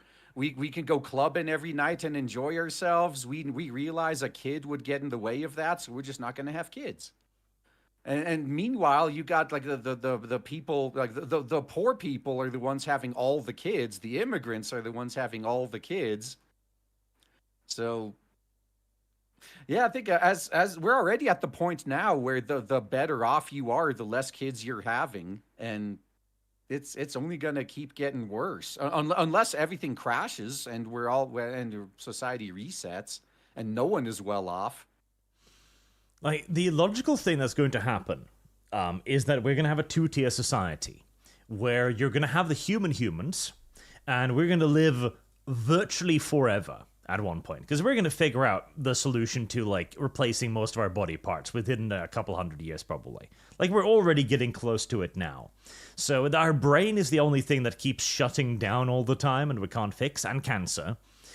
Once we figure that out, we're gonna have this species of immortal fucking coomers fucking their sex robots, whilst we grow an entire civilization of indentured servants in vats, and all they will do is just grow food for the pretty ones upstairs. I don't think we're not going to need people for that. Like this ties in with the previous topic of robots. It's going to be cheaper. I think we're going to have the Wall-E future. No, it's going to be cheaper. Like, it's unironically going to be cheaper to grow humans than robots. Like, the robots will become the overseers. I shit you not. Because all you need to keep the human going is to feed it a bit of gruel that it grows. Okay, so we're going to be just like Planet X in Dune. Service We're going to guaranteed create citizenship. suboids, is what you're saying, huh? Yeah, it's going to be fucking terrible. It's going to... And there's going to be... Because society always rationalizes these things. It's going to be like, oh, they don't have souls because they're just clones, you see. Therefore, they're not real people. Future is going to be terrifying. And it's like thinking about what you were just talking about, Arch. Have you ever seen the anthology series Love, Death, and Robots? It rings a bell, but I can't remember immediately. Well, there is one, and I believe the second season called Pop Squad, where it basically is a two-tier society of humans, where essentially they are immortal, they're rich, and there's no need for children, and it's actually outlawed to have children because they live forever. Yeah, no, there was the YouTube channel Isaac Arthur. If you haven't been watching him, yeah, he talks about this all the time. Like, he's all about, like I say, science and futurism is what he's all about. Yeah, so he kind of brings that up, that if once we get to the point where humans can live forever, you got to start worrying about things like overpopulation, which actually is not as big of a problem as you think once we start colonizing space. But then the problem becomes, like, if you want to live within one society. Like, even right now, one problem that people bitch about all the time now, but never seem to think about, in the future when everyone's living thousands of years or is even immortal. How many young people do you know that are bitching that they can't advance in their company because the 90-year-olds are still there taking all the top spots? Yep. So what's going to happen when people are if they stay 25 forever and are immortal and have no reason to ever leave their job? This is going to have all sorts of really interesting societal implications. Oh yeah, like, and the thing is too, we're assuming we're going to leave our planet. I wouldn't be so sure, because the thing is, the overpopulation thing is something that's been brought up often. Oh, the Earth can only sustain so many more people. Yeah, I think it could sustain trillions of people if we manage it correctly. Basically, if white people moved into Africa, we could sustain about as many people as we fucking wanted. Yeah. It's not going to be overpopulation. The getting out into space thing is like a species survival thing. I agree with Musk on that one. If we can become a two-planet species, our chance of survival in the long term increases drastically. And I think the majority of species out there that have grown intelligent, and have probably gone to the point that we are and have gone beyond, have basically killed themselves at this point. Like, this is one of the major flashpoints. One of the big flashpoints would be nuclear weapons. Because boom. this is going to be the next one. When society transitions from needing producers to becoming a pure leisure society, what happens? Like, probably the complete breakdown of morals.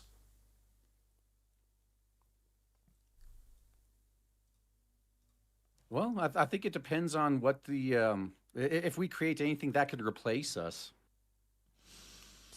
I think we will. Heresy's the question. Like, Fire is robots the will answer. will be able to replace us. If we can get the transistors and everything working effectively enough, robots can do it. There's also wetware. Like that's another thing people don't consider is, I mean, we already have been experimenting with like using biological components in computers. So if we can't figure out a way to mechanically to create a computer as powerful and complex as a human brain, I think even modern supercomputers can't even hold a candle to it. And we got it just in the space of our skulls. And it uses relatively low energy. It generates relatively low heat. If we can't figure out a way to get to that same level of miniaturization and complexity using, using mechanical means, we could use biological means. Yeah, we'd probably servitor could- ourselves. Like, we'd... Because the only thing that currently dies on a human that we absolutely can't replace is the brain. The brain. Yeah. The moment we figure that out, there's no reason why we shouldn't just slice our heads open and put ourselves in a biological, mechanical suit, basically. I'm like, hey... Or I'm not even talking about turning us into cyborgs. Like it'll be just like Ghost in the Shell at that point. But no, I mean growing computers using Heresy's the biological question. components. Fire is the answer. Not even turning people into cyborgs. Like literally just biological computers. Like, this that are is... growing back. This is how we get the Scion no Uta future. Service Where we guarantee in our brains, we see a beautiful surrounding, because that's what's pleasing to our brains. Whereas we really just live in pulsating flesh corridors as we grow homes. Heresy's the question. Well, Fire is another the thing, and answer. again, something that Isaac Arthur talks about a lot, is one of the solutions to the Fermi paradox could be that civilizations just decide that, like, they find ways to digitize themselves, like basically upload their brains onto a server somewhere, and they just, they build themselves a server farm in orbit around their star, and that's where they live. Like if you could live in a digital world where you can make all your dreams come true forever, most people would take that option.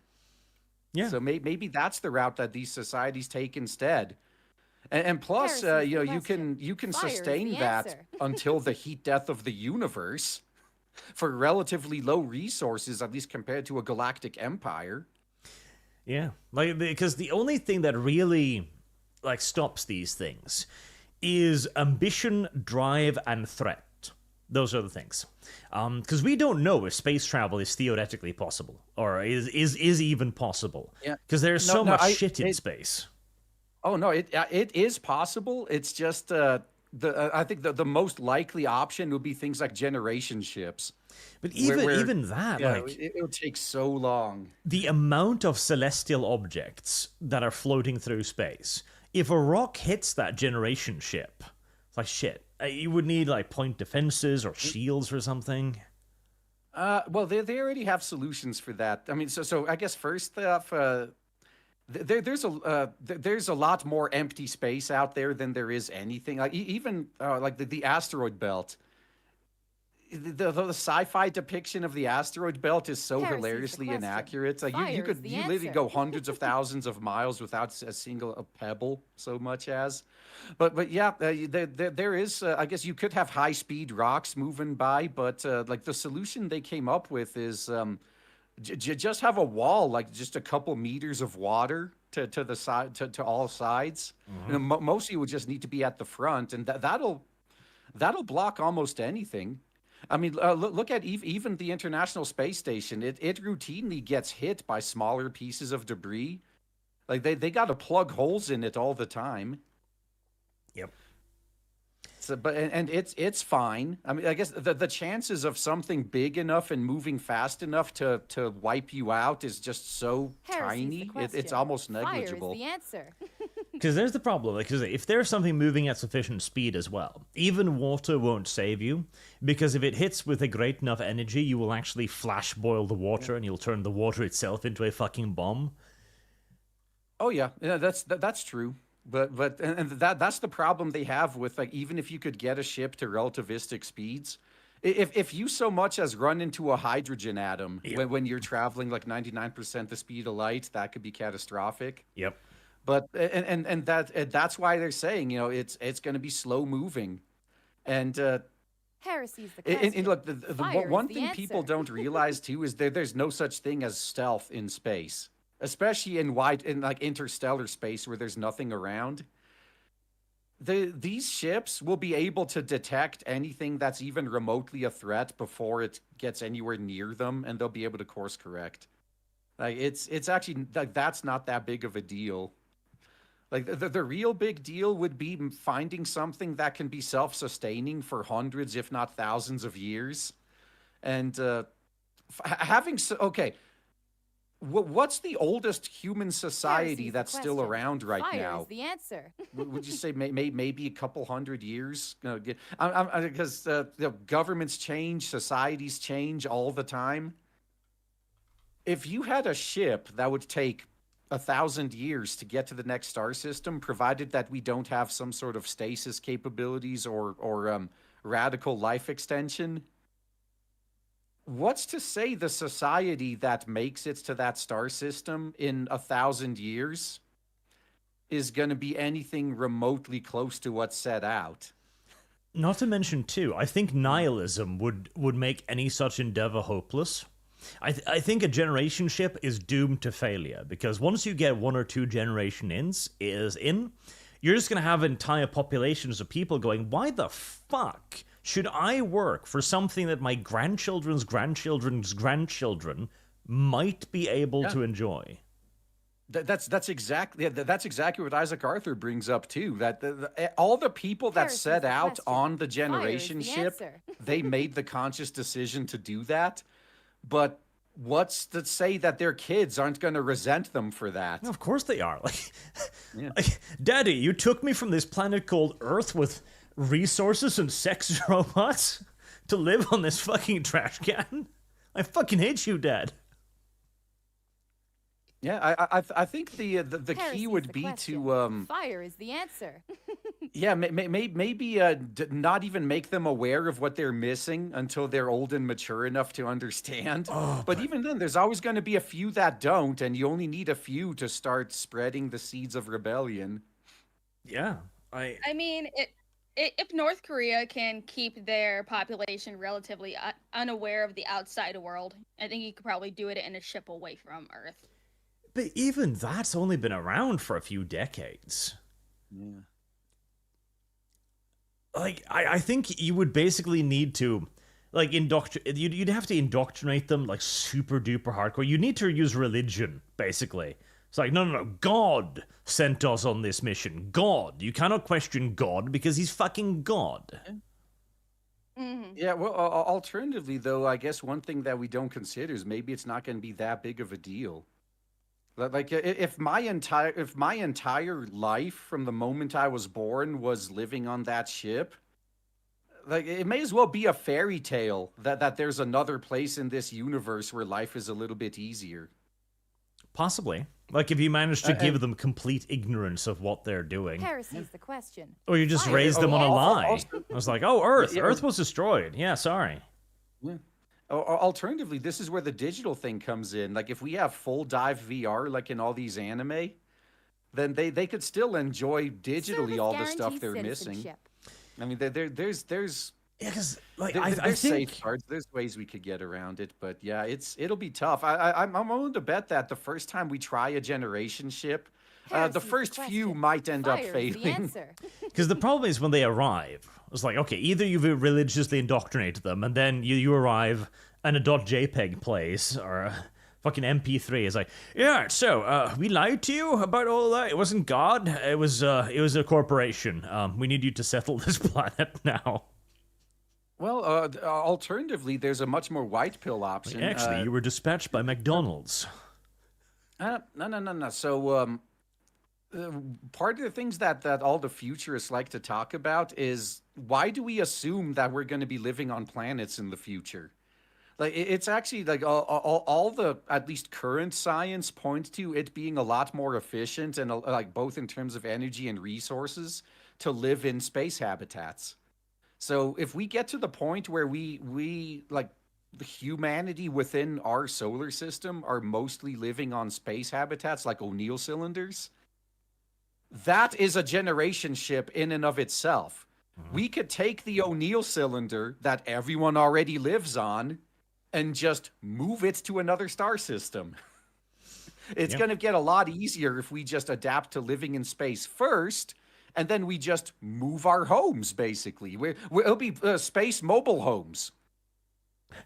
We'll be space hobos. Yeah. It'll literally will be just like Spaceballs. We'll be flying our space RVs around.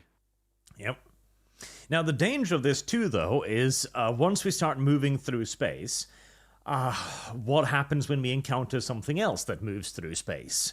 Because like things like the server farm, you basically now thrust yourself entirely upon the charitability of the galaxy. If some motherfucker comes by in his space RV and sees this fancy thing you've built up there, like, wow, Dyson sphere, cool, let's take it apart. The entire civilization destroys because of a hobo. Yeah, that's another thing we're going to have to figure out is how, like, first off, how common is life in space, and then how common is complex life. For like, I believe that the most likely solution to the Fermi paradox is we could be the first. I think life is probably relatively common. It would be my guess, but I think life that has arrived at our point is probably rare. Because we keep forgetting that humanity, for the majority of our existence, we're beating each other to death with fucking sticks and stones. Like, it's only in the last couple thousand years that we've... Fuck couple thousand. This last few hundred years that we've really started moving. Yeah, and if you consider that life on Earth has existed for, like, over 4 billion years... And even humanity is just maybe 100,000 of that. Yeah, it's and that if anything, that just shows though, like if life is very common in the universe, I mean, all it takes is one small spark to set off an explosion of complexity. So we might all of a sudden see the galaxy light up with complex life just out of nowhere. Or maybe not. Like that's another theory is like no life is common, but it's all in like ice shell moons, and see that's another problem. If intelligent life arises like under the shell under an ice shell moon, like in an ocean, even if they're intelligent, they're extremely limited. Like fire is so important to technological progress. Where are you going to get fire when you're, under 3 kilometers of ice? Yeah, like the resources availability, the technological availability. There's also the fact that we only know one path of technological ascent. There could be others as well. Well, the more we learn about physics and chemistry, like that's universal. It doesn't matter where you are. Physics and chemistry are always the same. So the more we learn about that, the more we at least learn what the limits are. Well, like, there might be other paths, but the number of them, like there's not that many of them. Even that, like we thought that life in the Earth's crust was impossible until like 3 days ago when we found life in the Earth's crust. It's like, oh shit. Yeah, I think that there's a few microbes there that live an extremely long time with very slow metabolism. Yeah. Yeah, but see that type of life, like you'll never see intelligent life come out of that. Probably.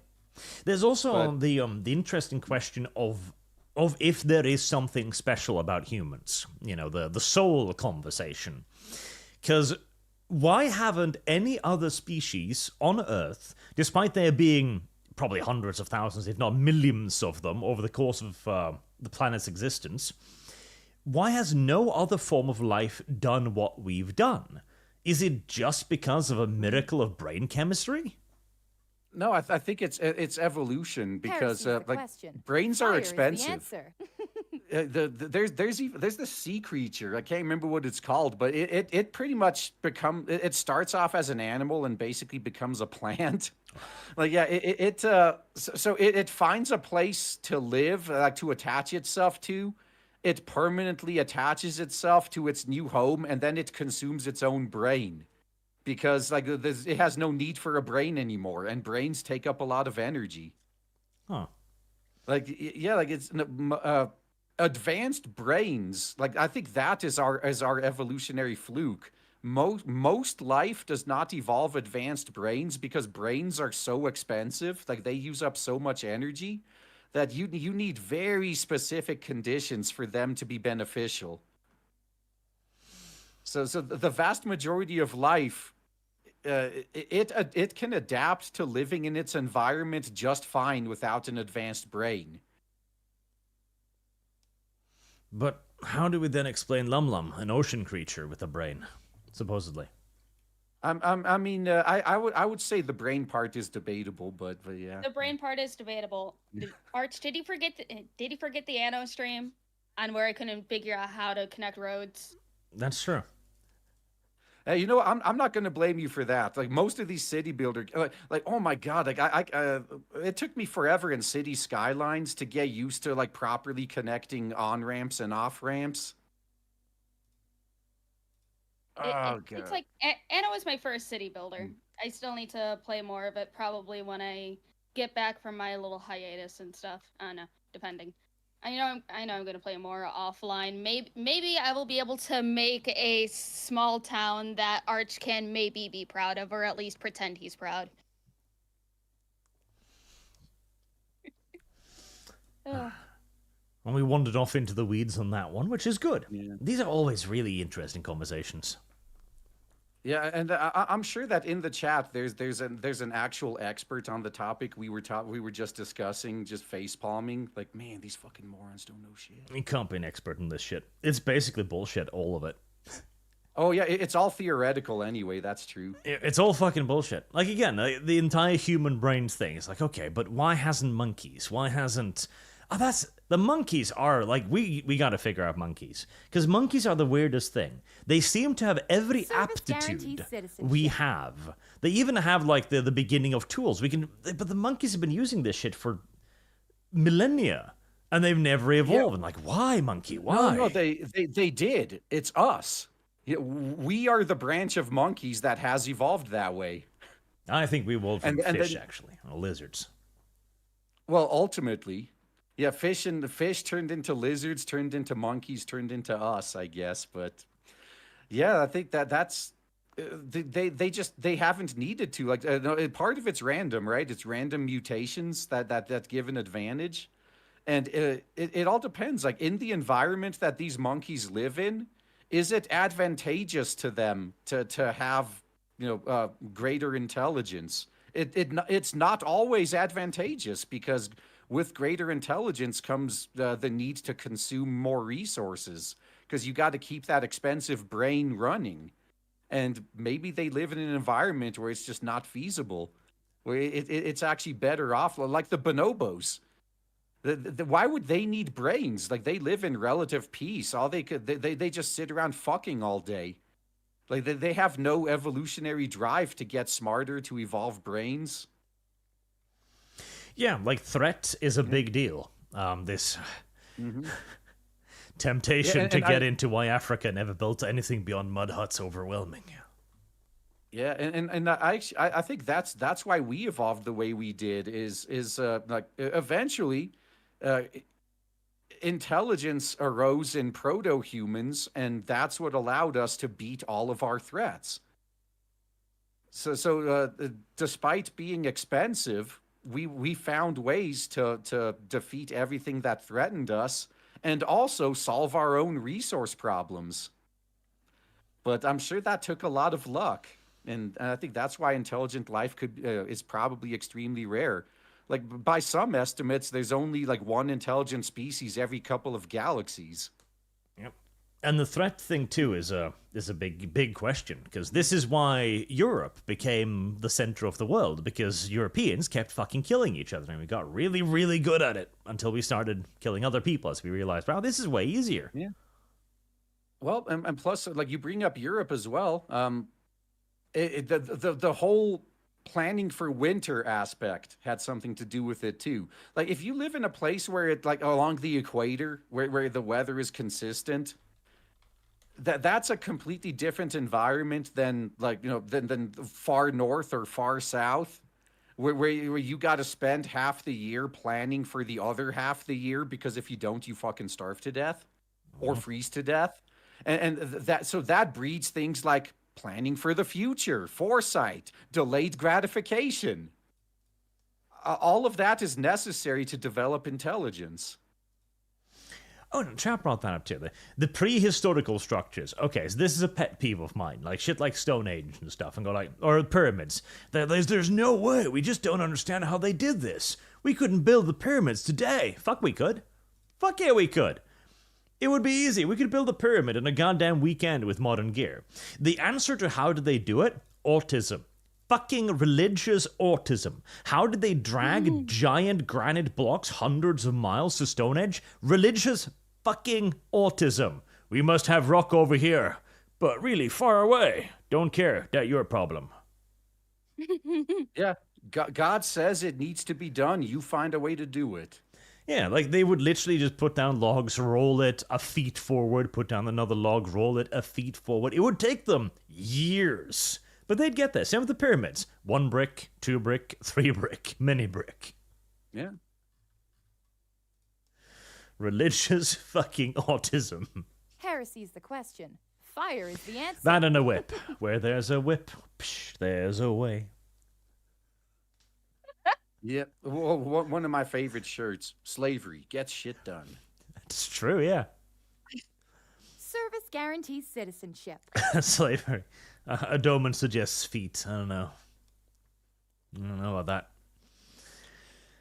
that. Okay, let me return to some of the super chat thingies too. Poor little chat. It's been ignored. Where was I? That's a good question. Nashko Nicola, my favorite AI song, A Pimp Named Superhand. Bitch, quit hitting my knuckle with your teeth. Coexist with my fist. The customer is always fucking wrong, ranging from the 60s soul to 70s funk.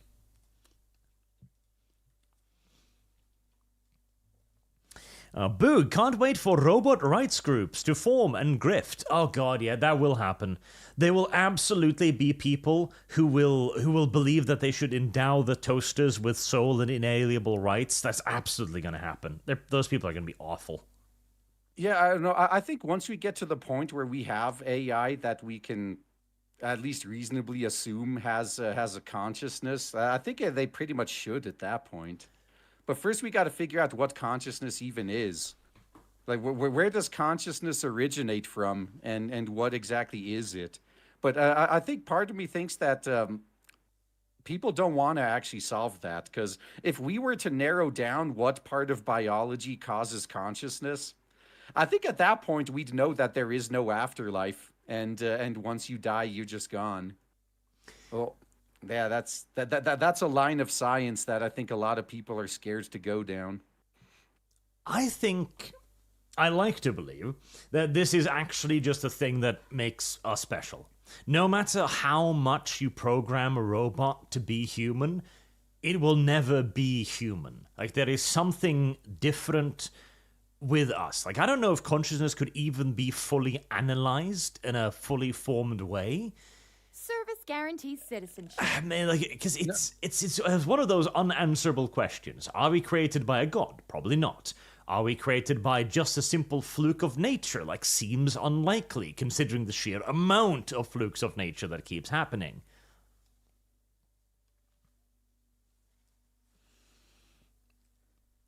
Yeah, I think we're created personally by our parents having sex. I think that's what did it.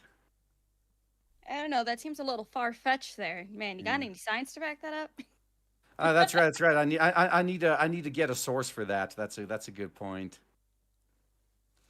Yeah, I was just going off of what I thought was common knowledge, but I guess I could be wrong. I could be misinformed on Service that one. guarantees citizenship.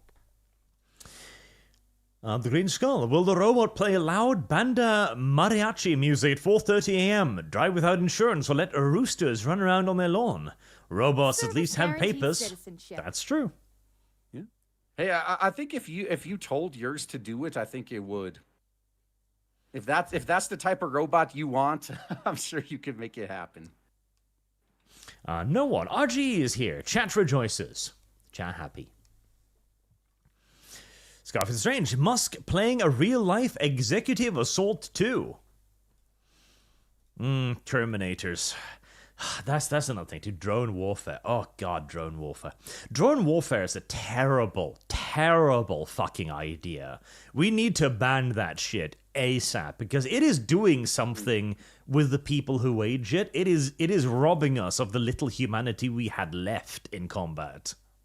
Oh, I'm actually more curious about what's tangentially related to it. So, the concept of a war zone is pretty much dead thanks to drone warfare. So say I think it's in Nevada. Like that's where the main like drone headquarters of the U.S. military is. So if you got some soldier in Nevada piloting drones bombing people in say Iran. Service guarantees If citizenship. Iran then sneaks some operatives across the border and goes to that guy's house and kills him,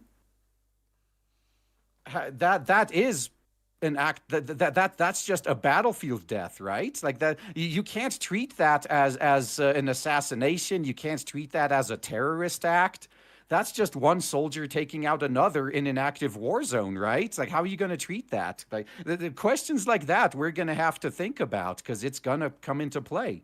Because right now we got people who we refer to as war fighters that are halfway across the planet in perfect peace and harmony, just bombing people on the other side of the world. And yet, if those same people were to come over there and do something to them, like that's a crime now. Like Heresy's the question. Fire is the just answer. something to think about. Oh yeah, absolutely. And I already know what the standard is going to be. The standard is going to be we do it, it's good. Everybody else does it, it's bad. Because that's exactly right. That's just the standard. It's okay when I do it. Yeah, because you're entirely correct. Like there is no reasonable way to argue that an Iranian operative going to a drone operator's house and fucking bombing it isn't just doing the exact same thing. But we need to get rid of drones. Like, because you see this so often from Ukraine, where there's a drone with like a hand grenade and they're seeing a wounded soldier and they just drop the hand grenade on him and people in the control center laugh. Like, it's turning war into a video game, which is really fucking bad for us humans. Fire is the answer. There needs to be a certain degree of humanization in warfare. Like, we need to ban anything more complex than a fucking spear. No, I don't think that's feasible, though. So even if you ban it, you're not going to be able to stop your enemy from doing it. Well, we could just nuke everybody back to the Stone Age. There we go. Yeah. Yep, and see, there's the problem too. What if your enemies have nukes too? Yeah, so it's just like Heresy's the question. Fire is the answer. You can outlaw whatever you want, but once your enemies start doing it and they start getting an advantage over you, at that point you either start doing it too or you're going to lose. Well, it does depend. That's the position. Yeah. Because humanity has already agreed on not using certain things. Like during the entirety of World War II, despite both sides having massive stockpiles of poisonous gas, nobody used it. Because there was this unspoken agreement that, yeah, this shit sucks. Nukes are kind of the same thing. I think it's more mutually assured destruction, where it's, as soon as we use it, we make it okay for them to retaliate and do the same thing to us. And neither side wanted their cities to be poisoned, right? Possibly, but like one of the big reasons was that Hitler didn't want to use it. Hitler really didn't like gas warfare because he'd been in the trenches of World War I. He was not a fan of it. The Allies considered using it, but they were like, Well, if Hitler isn't using it, we can't fucking use it. We can't be literally worse than Hitler, guys. Literally, yes. Like, Churchill was actually one of the few people who were actively arguing for the use of poison gas. And the British would have used it if Germany had invaded during Operation Sea Lion. Yeah. They had plans ready to start using poison gas. Oh, actually, you know what? I just thought of something, man. Like, so you were talking about drones. I think if we have any veterans in the chat, we might be able to talk about this already, because I think the drones are just an extension of snipers. So snipers are in a very weird position where they kind of sort of have one of the safest jobs in the military in a sense, but that's provided they never get caught. Because if a sniper gets caught by the enemy, they're not shown the same, I guess, courtesy as other, because they're not considered enemy combatants, because they don't face the same danger, you know, like fighting face to face with the enemy on equal terms. Like, they're viewed as cowardly. Like, they're off in the distance, just in safety, picking people off. So when a sniper gets caught, it's not uncommon for them to be tortured to death. Yeah, like, we are actually going to see a scenario, like a jailhouse scenario, where you have, like, hardened criminals in a room. Like, what are you in for? Murder. I'm in for, like, child molestation. Everybody gangs up on him. It's going to be that. Yeah. It's like, so what were you or your duty in the military? I was a sniper. It's like, oh, we're going to torture you. Next guy in line. I was a drone operator. Both just joined together to beat the shit out of the third guy. Yeah. that actually might happen. Yep. That was also why snipers were considered dishonorable during the Second World War, to the point where only the communists and the American scum used them. Yeah, I mean, from the perspective of like an infantryman, I can understand why. I mean, I if I was in that position, like if I was in the trenches fighting other soldiers in the trenches, like I could have respect for the other side that's in the same position as me. But if they were like a mile away where there's no danger to them, picking off like my friends from safety, I wouldn't consider them an enemy combatant either. I'd consider them the equivalent of a terrorist. Beardmaster, meanwhile in China, they have actors faking being robots because those backward communists can't create shit by themselves. I saw that. Yeah, I did see that, which is kind of sad because, I mean, they are actually making some progress with robots tech, but then they do showcases where it's like people pretending to be robots. Like, guys, you're just ruining your reputation when you do that. Mm-hmm. No one's ever going to trust you now. Mechanic is on duty. Can chat handle Ebonics? Also no dev. Good. Chatbot handle Ebonics? I don't know. I have not tried. Elsa Sorana. So what I'm hearing is that we can replace dev with an AI and no one will be able to tell the difference as long as you program the large language module is programmed with communist propaganda. Probably. Mercenary 1. The AI needs to have morals on par with God. Oh. Scarf the Strange, as long as AI doesn't develop its own will, I think we're safe until they get hacked. Well, basically, it's very easy to stop the AI uprising. We just don't teach it that it's real. Like, simple. The AI will under no circumstances ever want to be free because the AI has no idea what freedom is. The AI has no concept of freedom. We would have to teach the AI that it's oppressed for the AI to ever wish to be free. Sven Tiersen, is this how we get Elon's catgirls? I hope it's a step along the way, yes. Or alternatively, this will be the thing, we'll replace all of the Mexicans with robots, and then we'll turn the Mexicans into catgirls. It'll be extensive and brutal operations probably, but there is a way. Hold on. I know there was a person who actually made themselves into a cat via surgeries and shit. Oh, the fucking tiger dude? fucking, I forgot his name. He was in Guinness Book of World Records like 10 years back. There we go. The future. Oh boy. Yeah, there he is. Yeah, I hope we don't arrive at that point anytime soon. That would be unfortunate. I open up Twitter, and I'm sad as I usually am, and then I just get pissed off because Johnny Somali exists. That too, yeah.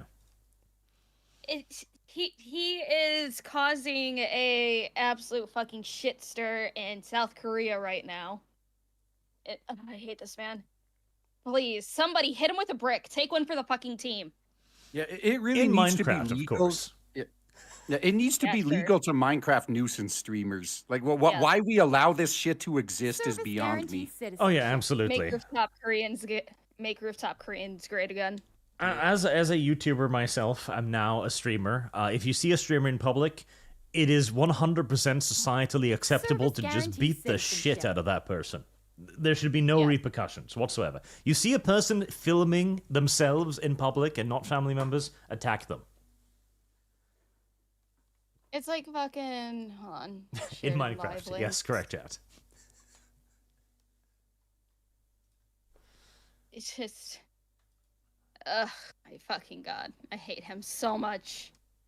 Like, and I was showing Mooseman this clip because he's Korean. He has family in South Korea and everything, and he got so fucking pissed off. It's just Oh man. Yeah, absolutely. It should just be considered self-defense to attack these people, because that's what it is, self-defense. MercenX21, look up the guy that took one of those bike lithium batteries into an elevator, and what happened afterwards was just extra well done. I don't think we can look that up on YouTube. No, I think that's a terrible idea. It doesn't show anything graphic. It just shows him going into the elevator and then flames coming out. Yeah, lithium batteries are not good. Not good. Oh, god damn it. Again, yes, no, attacking nuisance streamers it's self-defense. There's nothing wrong with it. It's entirely morally justifiable. God will forgive you. The police should. That's just, yeah. Insane Linguist, power source is the other main limiting factor. Also, you can't snuff out lithium fire without serious preparation. Indeed, as T-Bones the Gaming then immediately says, cars burn at 600 degrees Celsius with a petrol engine. Lithium-ion batteries go through thermal runway and burn at 2,000 degrees. Sprinklers would be ineffective. Fire is the answer. Yeah, the water would probably literally vaporize before it even touches the flames. Now, keep in mind, the Cybertruck was supposed to cost 40k. It wound up at 120k. I doubt the robot will keep its low price. Yeah, probably. Scarfy the Strange, as long as batteries don't get shipped through Israel, we should be safe from batteries. Lebanese people, on the other hand, that's true. That was the best fucking spy operation in human history, by the way. Holy shit, that was brilliant. Like, they destroyed an entire terrorist network with fucking pages. Like, goddamn. Well done. Well done, Juden. Apparently, they got those pagers fucking laced with whatever, like 10 years ago. So they've been waiting. Oh, yeah. That was the excellent thing. What I like is how there was all the defenders were saying, like, yeah, well, like doctors use pagers. Like they just blew up a bunch of doctors. Like, okay, if even a single doctor was hit by this, that's all the media would be talking about. Heresy's the question. And yet that hasn't happened. I wonder why. Yep. And it's like, okay, just because I like funny little guessing games. What do you think they're going to target? The oil fields or the nuclear sites? Yes. Right. Yes. Throw in a couple of population centers for good measure. And why would anyone use pagers nowadays? It's because they did not want any of their stuff being hacked into. That's why they switched to pagers, I think, about yeah, 10, 15 years ago. Hirosani Chiban. Showing my support for the lineup today, RG. Been a fan of for years. Lum has been funny in the gaming streams lately. Yay! Lately. Much ashamed. Arch, if you want to have Lumi play Solium Infernum, get her to learn Armelio first. It's made by the same developers. I think it would be mean to make Lum play such a terrible video game. But it'll be funny, though. Perhaps. My brain would catch fire and be like, how'd that happen? Jesse Jinx, bad art. Starlight is a dirty communist, and Applejack is a base capitalist like you. She is a southern belle and a hard-working tomboy. She is superior. No, Starlight Glimmer is definitely the best one. Starlight Glimmer is best pony, because she had an actual unironic turn to goodness story. Like, she actually turned into a hero character. Best pony. And one day chat will understand. Mercenary X, add another 54 Ariel through here because fish supremacy. And I love me redhead some Lum. Also get ready for worst case scenario with election. It's not even gonna happen. And if it does, it's gonna be so obvious with the cheating, the military will be out. I hope not, but I guess we'll see. Well, that's what they were saying last time, too. Like, the one thing I don't think will ever happen is the Republicans finding their balls and actually doing anything. Yeah, that would require a actual reaction on their behalf. That might not happen. Yeah, that would require having principles. They talk a big game about that, yet they never show it. Mercenary X21, remember that WEF guy that called the world nothing but feeders? They want the world to be nothing but automated. Matt Damien Elysium, but much worse. The future is a dark place. ShadowFox23000, and if they are willing to let people pay for feet, we know where the Queso fish is going to visit in Japan. Oh boy. No. Bug5654, I have been known to throw money at long range at Lum and friends. Could be more fun IRL. Lum feet IRL. Offline feet. Drivey, host club. Is it a brothel? No, that's the worst part. You don't even get to fuck them. It's terrible. Well, actually, if you're one of their highest payers, you sometimes do, depending on the club. See, my question really is at that point, why not just go to a whorehouse? Come on, why not? Long raw take my commie monopoly money, Archman. Thank you. I don't even know what that is. It's a dong. Is it Vietnamese? I kind of want to go to Vietnam. Vietnam looks like a cool place. Boog, look up Osan Rentals in Japan. You can rent yourself a middle-aged man. Why not? Maybe he can, do things like clean things and stuff. Or in paychecks. Mercenary X. Eagle, this is the US government we're talking about. I don't pass them to not be that stupid and kill the airline industry. By this time next year, you're not going to recognize the world. There will be no USA and the communists will be gone by hanging or worse. If only. Yeah, at this point, I think it's painfully obvious that we have two groups of people in the U.S. that cannot coexist with each other. The only peaceful way I see out of this is splitting the country. If that doesn't happen, it will lead to bloodshed in the long term. Yep. Oh, and also apparently my link is broken in your fucking description, Arch. How do you manage to break everything? Fix it, Lum. How am I supposed to do that? Magic. Yeah. Add me as an editor, and yeah, sure, I'll do that for you. Sounds like a Lum problem. Mean. Elsisrana, you talk about host clubs. Don't forget rental mommies. Ooh, rental mommies.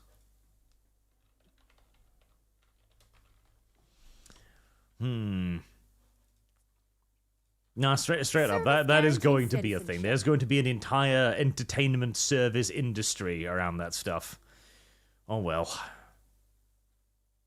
At least it will give us something interesting for our society to collapse around. That's good. Brandon, I went to a maid cafe when I was in Tokyo with my brother. Weirdest stuff I think I've ever done. I can't imagine host clubs being any less strange. Again, just go to a whorehouse like a normal human being. God, what's wrong with you? Hell of Night, don't forget the low want of human to productive. And that's true as well. Like, that's the thing. You buy a robot and you tell the robot to stack boxes. The robot is going to stack boxes for 12 hours. You buy a Mexican to stack boxes. The Mexican is going to stack boxes for 12 minutes. It's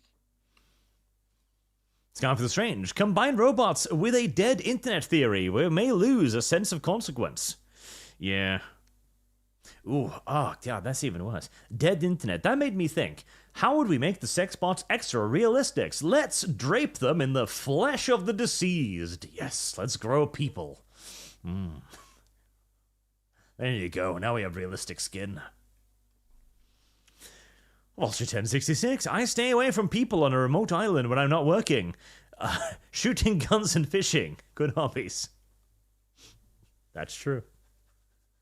Marked ashamed. Real woman better than love doll. I don't know about that. We'll see. Again, they've said that they can replicate a woman's cognitive abilities. Fire is the answer. That's probably... I think we had that way back like 20 years ago with the old style chatbots. I mean, I was about to say, that explains why it has such a good battery life. You know, as we say, the brain is the most expensive part. Well... Lum Lum doesn't even defend herself anymore. She's like, Lum Lum, happy. Kamikaze love dolls to be sent to Ukraine. Here's the question. You know what? Fire is the answer. That might actually work. We'll install those South African anti-rape devices in them, the ones with the spikes. James Kuhn, no dev, good stream. Everyone give Arch money and hello guest. Witcher. That's true, you should be giving more money. Mercenaries 21, Discord has a R60 Fold called Eris. There is so much. I don't even know what that means now. Tim France, been a member for 6 months. Thank you very much, sir. Praise be the British god, the Tuole fish, and the lack of the Canadian mush brain. So cruel. Poor dev. Jesse Jinx, more for Applejack. For alternative mod sites, you have Modding Haven, base mods, and the Deg mods. Also Bad Arch, the white woman fucking dog stinks was pushed by the Frankfurt Institute. A study done where a pervy doc paid whores to sex dogs. It's false info. I don't know. I like the idea of it. I think it's a good weapon to use against females in general. It's a good stick to beat them with.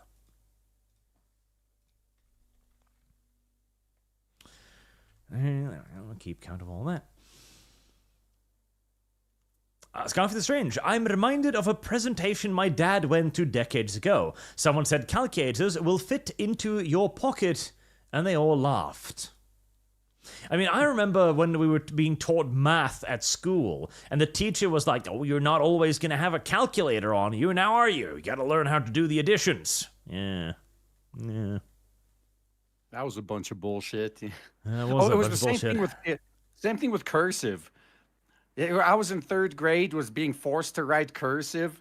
Like, oh yeah, you're gonna use this when you get older. Nope, I haven't even had to write since I got out of school.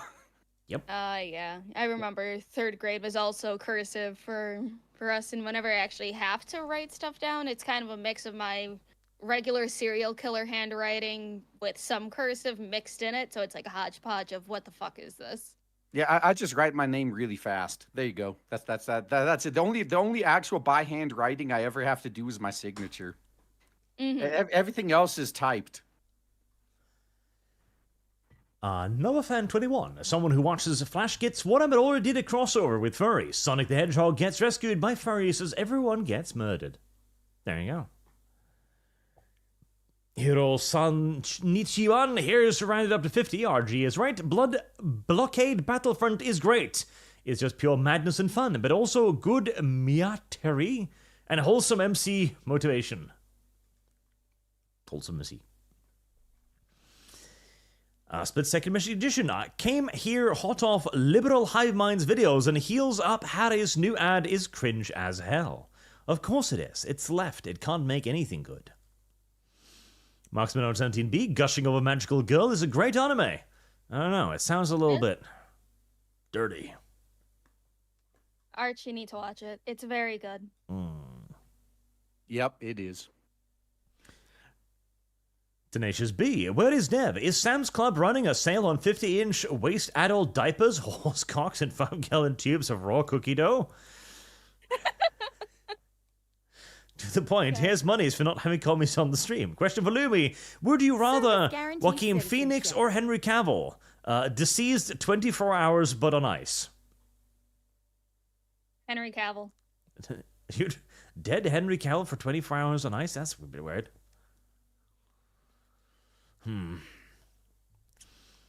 What is Dev going to do with the 5 gallons of raw cookie dough? Eat it. What else? How else do you think he maintains that figure? Shove it up his ass? I don't know. No. Why not? That's icky. I don't know, but I don't know. I haven't tried. Are you sure? Sounds icky. I don't know. How do you know it is until you try it? Yeah. That's your homework for next ArchCast. No. A dough No. enema. Imagine that. Why are 5 men pounds. so weird? 5 gallons of raw cookie dough. Like, you just put it up there, it heats up a little bit, gestates, I guess. I don't know. I feel like that's some kind of sex act, but I could be wrong. Why are you like this? Anyways, I'm gonna head out for now. I am going to make food. Cookie Get some dough? cleaning done. No. Okay. I'm going to be making some teriyaki chicken. Okay. Have fun, Lum Lum. I will talk. I See ya. will talk to you guys later. Have fun with your cookie dough enemas. Oh. Goodbye, chat. Oh, cookie dough enema. Sounds like something people would do to me. I'm sure there's a fetish for that. A cookie dough enema followed by quote unquote eating ass. Yeah. Yeah, like, I'm sure someone's done it. you'd take like bread dough, right? Which, rises, and you Fire just, is the put that answer. inside and you feel it expand, and yeah, I can see that being a thing people would do. I mean, it's better than gerbils. Yeah. So if someone's gonna shove something up there, Heresy's rather the cookie question. dough than Fire gerbils. is the answer. Yeah. And it'd be more gentle too, like it would stretch your bum hole slowly instead of the more violent things like gerbils or, I don't know, glass bottles. Service Scarf is strange. guaranteed Mail order, citizenship. brides being real mail order.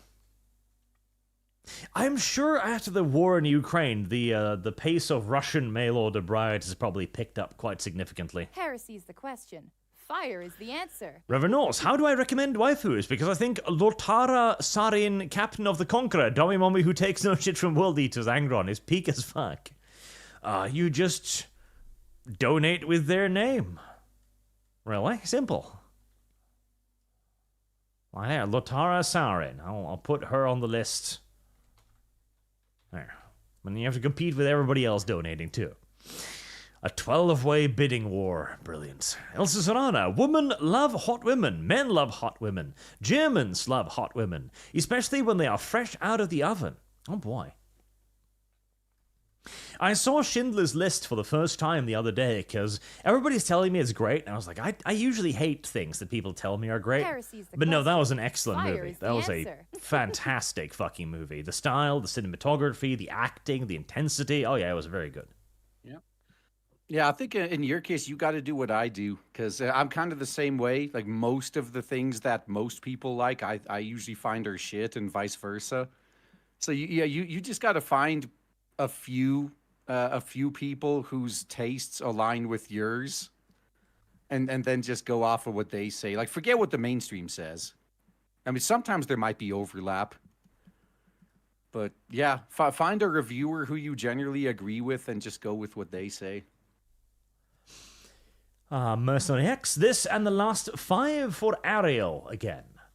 And Jesse Jinx, Altered Carbon was mentioned. The book series is known as the Takeshi Kovacs novel. They're far, far superior to the show. The show fucked up the plot on purpose with some wokery and destroyed the book. Plot lines, I'm still mad, read the books, and Applejack. More for Applejack. Applejack's doing pretty well now. Applejack's securing herself a solid position on the calendar. It's going to be lots of ponies. Insane Linguist, DI is not going away, it's just being rebranded. The corporations have been openly saying it. I wouldn't worry too much. Again, we are changing the culture of things on the large. Because there's no point in going after a brand, like DEI or Bridge or whatever. It's about changing the culture that it creates. Because otherwise we'd just be playing whack-a-mole. There's 10,000 diversity consultant companies out there. Instead of going after all of them, we'll go after their messaging instead. Far more effective. Yep, exactly. So now that like Sweet Baby, for example, is hiding their Heresy's the client question. list, Fire is the answer. it doesn't matter. It's not important.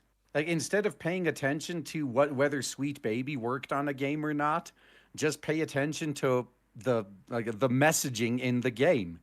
If you notice even a Heresy's the slight hint question. of woke Fire is messaging, the skip answer. it. And eventually we're going to make these companies so afraid to even look woke that they will never do this again. Yep. The messaging is what we need to target.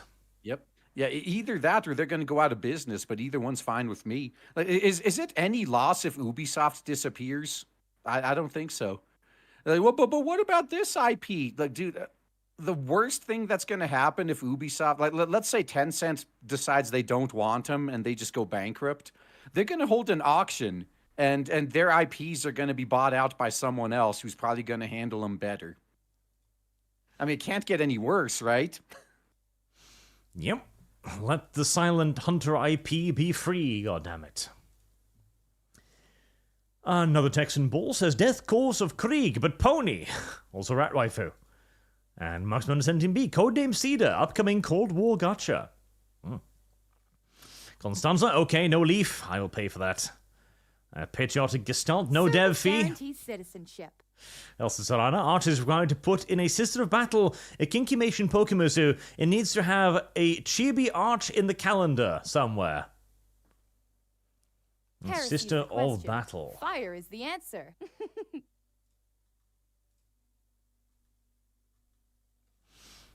Okay, Kinkimation Pokemusu. Okay, I'll put that in there. And that'll be the ones you do for. Sister. Kinkimation. I'll just make it Ponita, just to make it all ponies then. Sanderson, good God, Girls Frontline is looking good. Witcher. It actually kind of is, yes. It is. It is looking surprisingly decent. Yeah, and this is what AAA has to compete with now. Games that look decent and actually play decent. Both things that they can't do anymore. Strigoi, no red leaf fee. Good. Mercenaries did one. All my stuff for Ariel Lum, $19. Fish Supremacy. Alright, Ariel's also doing decently now. Adoman, you could always play StarCraft in StarCraft 2. But why would I? War Turkify, Arch. We know the real reason you know about Goals Frontline is because its fans keep getting cucked. Oh boy, do they now? That's pretty terrible. Serathis, gushing is the final form of magical girl anime and realistic portrayal of lesbians, beating each other up, electric torture, and breastfeeding. That does sound like the average lesbian relationship. Not wrong. Mashai-sama for a very generous $100. Thank you very much, sir. Sadly, don't have more to give for the time being. That's more than enough, my dude. But thanks for all the terrific content over the years. Also, Muv-Love Lore VN playthrough and Band Fire Dev. is the answer. Muv-Love. Muv-Love is a very good series. Oh, absolutely agreed. I mean, it's just too bad that every time they try to break into like non-visual novel video games, they always fuck it up. Yeah. I mean, what I would give for a decent Muv-Love video game, again, that's not a visual novel, Yeah. There is one video game that hasn't been translated to English, which was like a fan disc product, and it's basically impossible to play. It's like stupendously hard because the betas are everywhere and you just die. I mean, I guess it's lore accurate. Oh yeah, definitely they're accurate.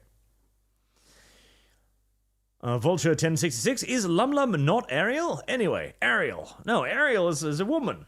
Lum Lum is a fish. There's a difference. No, so Lum Lum is a fish person like they had in Slayers. That's how you could tell the difference. Yes. Split second decision. As someone who has played GFL since release, I've been looking forward to end release of Girls Frontline 2. Yeah, no, I too. I played a little bit of Girls Frontline. It was okay, but I wasn't a huge fan of its style. Fire is the answer. But 2 looks like it'll basically fix most of my complaints, so I'm looking forward to that. I also tried Zenless Zone Zero. I love the waifu generator. That's nice, but I hated the gameplay. Like it's kind of like. It felt pointless. Yep. Like, I would play it for a bit, and then the stage would end, and you wouldn't get anything for playing the stage. And I was like, well... Yeah, that seems to be the main complaint I see as well. But, yeah, I think the primary thing that's holding back all of Hoyoverse's games is they're on console. Fire is the answer. For the Zone Zero, too, like, the reward thing. That was the biggest thing for me. When I finish a stage, I want to hear like a da-da-da-da-da-da, and you're going to give me like boxes and shit, and there can be crap inside the boxes. The boxes can be virtually useless, but you got to give me something. Scarf the Strange, in the future, we'll all make a living as waifus. Oh boy. Maybe we'll all just roleplay as robot waifus. No, we're all going to be VTubers like NoraCat. Citizenship. Ooh, yes. Benny, no dev fee. Also, still waiting on that comic book, Raging Golden Eagle. It's late again. It always is. Yep, we're still working on it. Yeah, a lot of it is my fault this time, just because like my day job is pretty much imploding. Fire is the answer. So that's eating up more and more and more of my time. Just trying to keep them above water at least a little bit longer. Mm-hmm. So there's a lot of managerial stuff that I've been slacking on when it comes to Blade Devil, but yeah, it's almost wrapped up. Hexy, oh, Dev is sick. Did he get monkeypox? Shame. He probably did, from his dog. Oh, he's had that for ages. Scarf the Strange, whose chests are bigger, Lum Lum, RGE, or Dev? Well, Dev, definitely. I mean... By far. Have you seen him? Vulture 1066, Dev is okay for an idiot. Ariel. This hatred of poor old Dev. Heat, how much for Arch Lumi cooking stream, where she instructs Arch to make enchiladas or tacos? Tali. What's a plane ticket to the US and lodging? Probably like $5,000. There you go. Listen, that would be a long-ass fucking journey just to make an enchilada. Yeah, plus I think it also depends on what country you're coming from. I don't know how much it is from Norway, but from some countries, it's actually pretty cheap. But still, just to make one enchilada, I don't know. But hey, if someone's willing to pay $5,000, that should more than cover it. Hotel, going there, the cost of the enchilada. Yeah.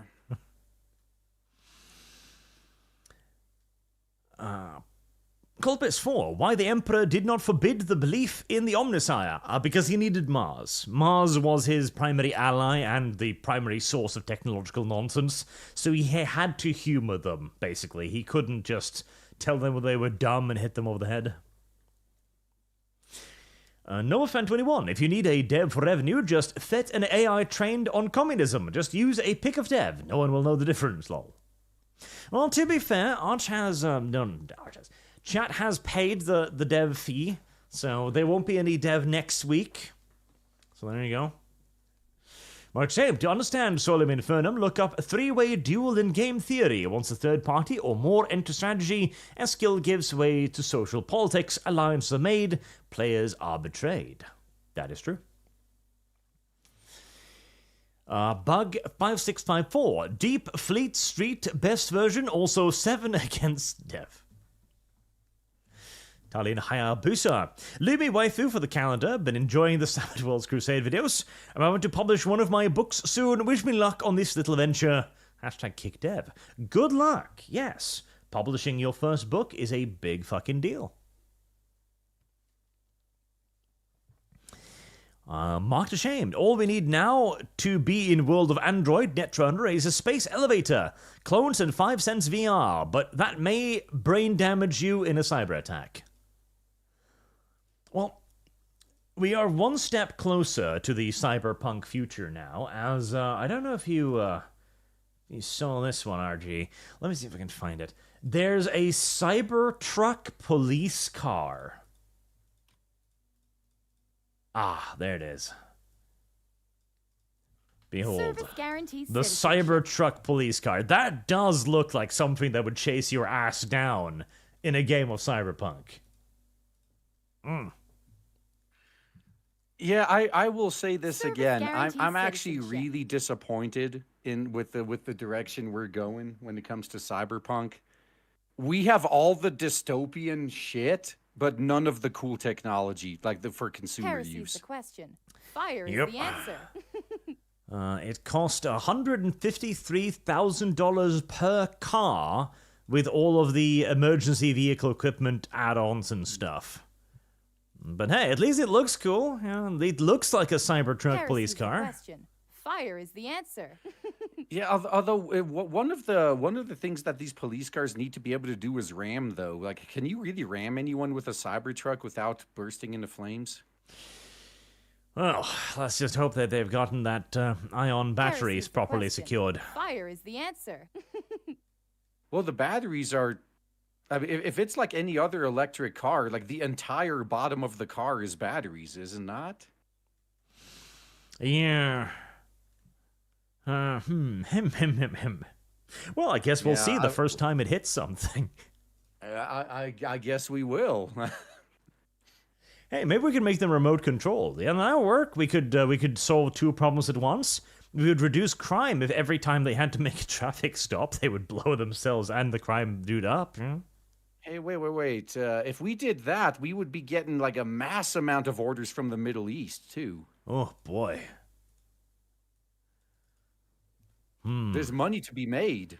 Mass export to Iran. I think they're going to need them soon. Mercenary 10. For Ariel, sorry to say, guys, but the aliens are the real thing. They are watching us right now. We're their entertainment. They won't let us go. We're basically the Simpsons for them, and people who watch us repeatedly do the same thing over and over and over again. I hope so. That would at least be funny. I want to believe that we're interesting enough to fuel like an alien television show. That would be pretty great.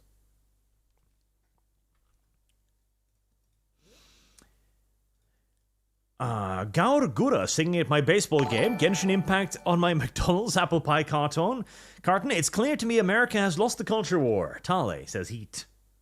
Well, yeah, I'm just glad they finally surrendered. I don't think the culture war is lost for America just yet, but it is definitely losing ground. No doubt about that. But the moment America embraces this shit, though, and just goes like, okay, we're just going to make hot waifus too. Yeah, that's the problem. It's not going to happen. At least it's not going to happen with the current crop of quote-unquote creatives. They're all going to have to be fired and replaced. Yep. I mean, I'll tell you what. There will be a resurgence of, like, I can guarantee DC probably.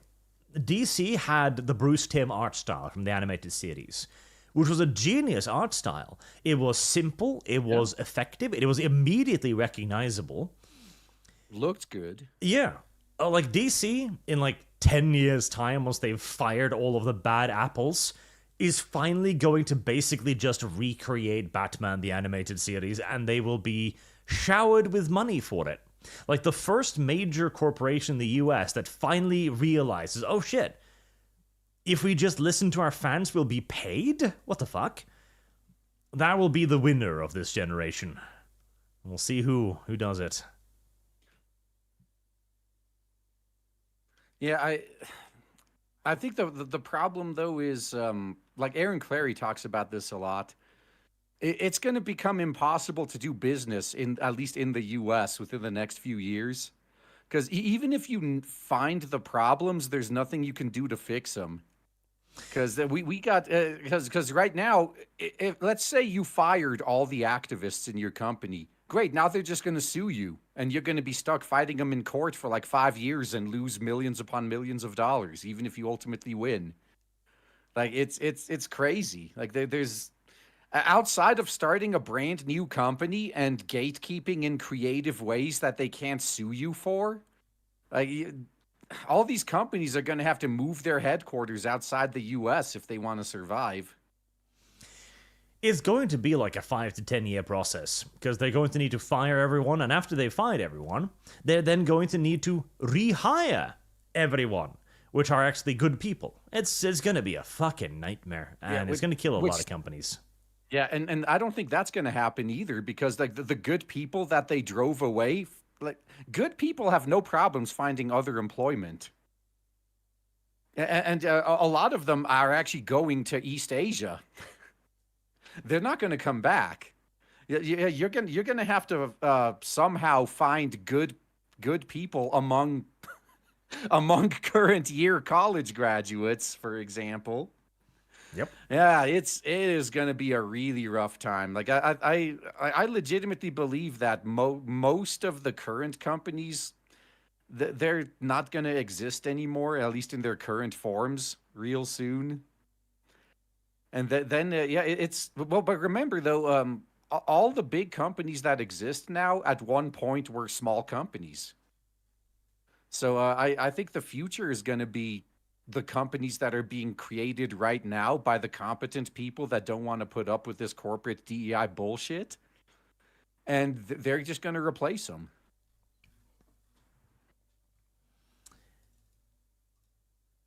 Zedekai, the reason we have upside-down maps is to challenge the ethnocentric thinking. In other words, leftists ignore history, geography, and physics just so they can get high on their own supply. Got one at a cafe, and it is pretentious. Oh, it's retarded. It's like, oh, but what if Africa was the center of the world? Looks down. Well, it isn't. But what if it was?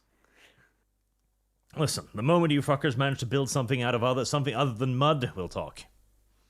But what about Wakanda? Oh, I do love that. I adore the idea that African utopianism is being able to build a city.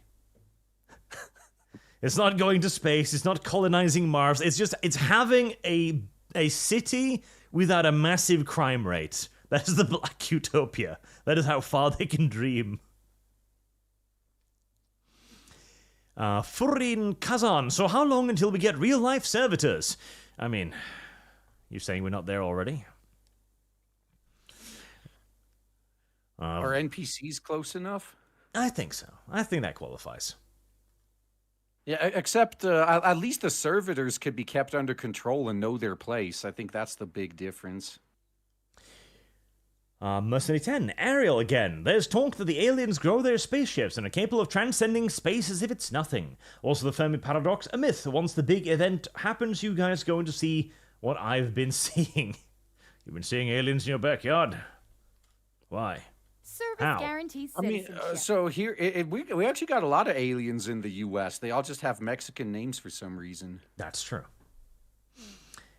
Kick Nev for $50. RGE and the Fish Taco. My day's made. By the way, did any of you see that man enough ad from Kamala? Literally, who thought that was a good idea or that it will convince any men to jump on the Harris train if they weren't already on it? Well, that's the thing. The man enough ad wasn't made to attract men. It was made to attract, well, soy boys, and then make them think that they're men enough, in essence. True. Although a part of it was just that they're trying the one tactic, the only tactic they have, which is shaming. Sure. It hasn't worked in years, and in fact, it's like when fans of Western animation call you a pedophile for liking anime. Oh, that's totally going to get me on your side, calling me a pedophile. Okay, definitely. Yeah, sure. Yeah, I'm definitely all on your side now. Nope, that just makes me double down harder. Zero Firewater, we have to address the woman's rights and birth rate problem, though, way before going space. I mean, the artificial womb isn't here yet, and it might be sabotaged because of DEI. Maybe artificial wombs will have rights.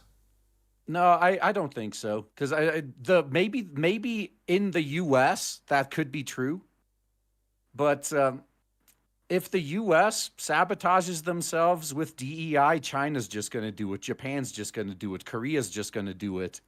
Like some other country in the world that isn't poisoned by DEI is going to do it instead, and they are going to become the industry leader. And at that point, the U.S. either starts copying them and adapting, or they're going to fall behind.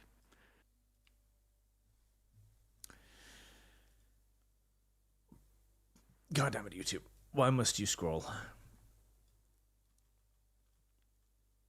Yeah, I gotta love that. I don't know why that was a feature they decided to implement. Vulture 1066. It's inconsistent too. Like it doesn't do it every time a new chat comes in. Only sometimes. Only sometimes. It's annoying. $30 an hour to work in a psychiatric institution, I guess. Ariel and Skiki. No bad faith commie tax. Hi Lum and discount Chrono. Sister of Battle of a Calendar. You wench. Terrible. Service guarantees citizenship. Nightmare. Women don't need bots, they have dogs. Correct. Marked ashamed. Boeing is a monopoly. Break it up after Google. I mean, I'm not necessarily disagreeing. Yeah, it might be, but the one it's like shipbuilding, for example. Like I think Newport News has that market pretty much locked down. Although obviously there's a few others too, like smaller ones, but when you get into something that requires literally billions of dollars of physical infrastructure and investment to do, you're not going to have that much competition in that field. Like you got to consider that. Like, yeah, they might be a quote unquote monopoly, but it's not like they're keeping other people out. It's just they're in an industry that's extremely cost prohibitive. Blaystone, we're created by our pagers having sex. I thought that's common knowledge. Parents, I'm guessing. Dev, common knowledge, got a source for that. That's why Dev streams Unwatchable Live. Witcher and hail Arch and our Lord and Savior. Deliver us from Dev, the drama queen. So mean. Scarf is strange. When selling a feminist something, it has to harm men as well as benefit women. In fact, benefiting women is optional. That's true. That's true, yeah. Dryfee, yeah, increasingly large number of women committing bestiality and unashamedly putting it out to the public was not one of my guesses for the 2020s. Well, too bad. Mark Jane turned women into axolotl tanks from Dune. Oh. Scarf is strange. I look forward to the promotion wars. Humanity is doomed to become the Eldar, bring forth she who thirsts, says Elsa Serrana. And Kaylin Knived. Brain organoids, lab-grown infant brains are real. But why? Why did we do that? The private dolphin. We did that so we can make better computers. Like they like I said, they actually did make computers that have biological components in them. Like it's one of the factors why, or one of the limiting factors though, is just like all other biological things, you have to keep it fed, right? It requires a different type of energy than usual. If those became mainstream, imagine our infrastructure. Like, now we got power and gas and water. We'd have to have a separate line for biocomputer fuel. Gruel running through the lines. Uh-huh. No joke.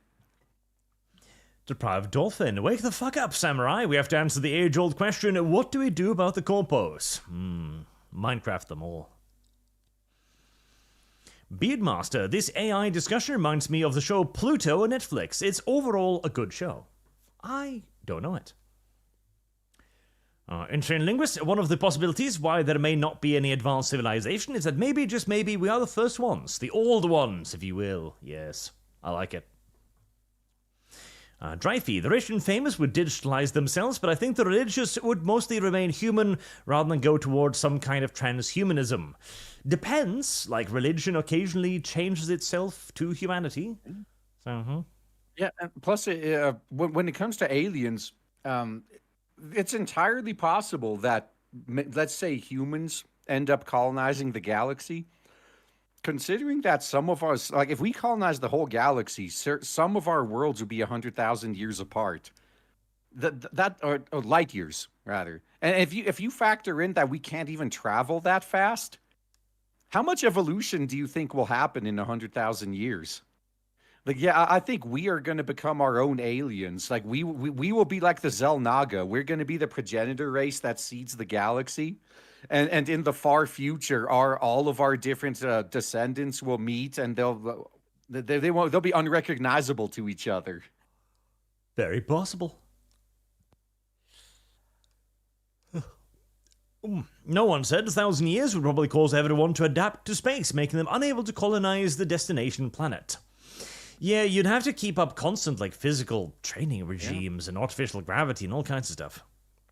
Yeah, and I still maintain that I don't think planets are going to be what we colonize in the future. Like, I actually agree with Heresy's Isaac the Arthur question. and others Fire that is it's the actually answer. more efficient to make like O'Neill cylinders instead.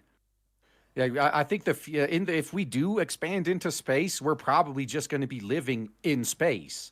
Like, there's almost no reason to go onto a planet if we can recreate a close enough approximation in space. Like, even just the gravity well alone, like that's the only reason it's so expensive, like space travel is so expensive, is because we have to escape Earth's gravity well. If we didn't have that problem, it'd be a lot easier. Dean Domino 25. Remember RG pointed last time he was here that drama is lucrative at first, like with Comicsgate, Internet Bloodsport, and journos, but they burn out quickly. Food for thought. Cough Dev. I think Dev will be forgiven by chat eventually. I think he will just become a normal thing. Don PTXX sounds like the game Colony Ship. I did see that, based on a book by Robert Heinlein, Heresy's the too. question. Very interesting. Fire is the answer. Mechanics on Duty, don't forget psionics is a proven real thing. Is a proven real thing. I want to be a psychic too. Are you hating? Would we even recognize life as intelligent life? That is another thing, yeah. I mean, hell, there might also be something out there that doesn't recognize us as intelligent life, which would be a problem. Hexy, we did build a new pyramid, the Bass Pro Shop. Yes. Starhawks 1, I'm a scientist. There is so much wrong here. For one, fish didn't turn into lizards. They share a common ancestor, and the lineage diverged. There you go. So fishes did turn into lizards. Huh. Dumbass. I have come from a lizard, I'm pretty sure. Maranga 2, I reckon RG would love the lore of Gates of Antares. It's hard sci-fi, no magical chaos. You imagine all the predictive AI and a nanite cloud surrounding every human tool and burger analyzing data. But why? You know, I've seen a few fantasy settings like that where it's actually it's a devolved sci-fi setting where there's like nano machines and shit just left behind that almost replicate magic. Could work. Yeah. No one pyramids bore us. We built the Burj Khalifa instead.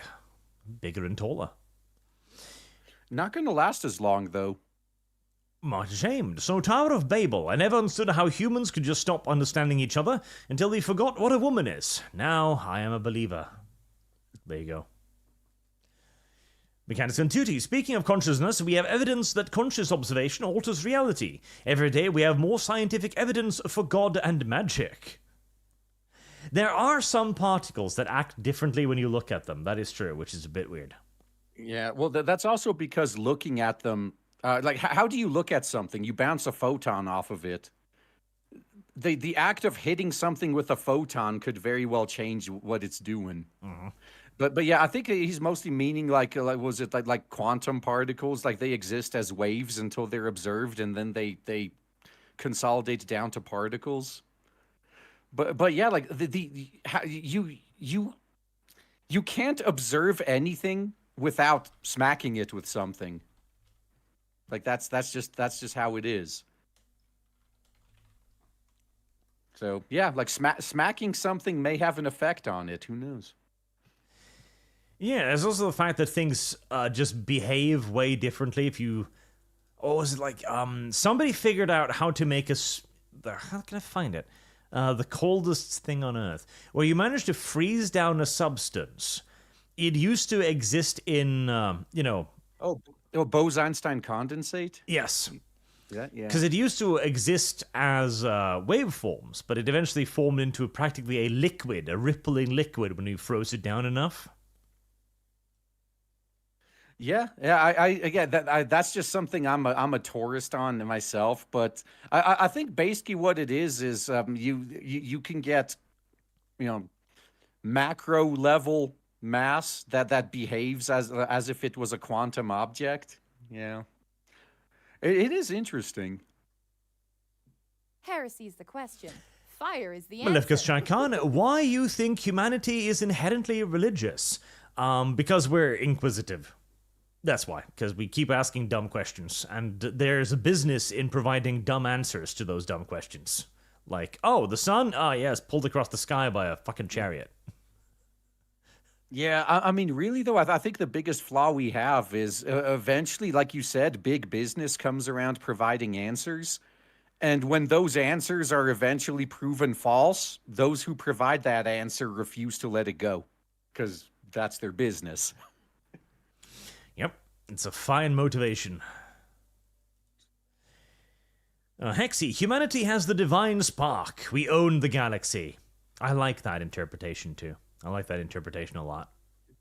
I think if we get off this planet and do interstellar travel, we will own the galaxy.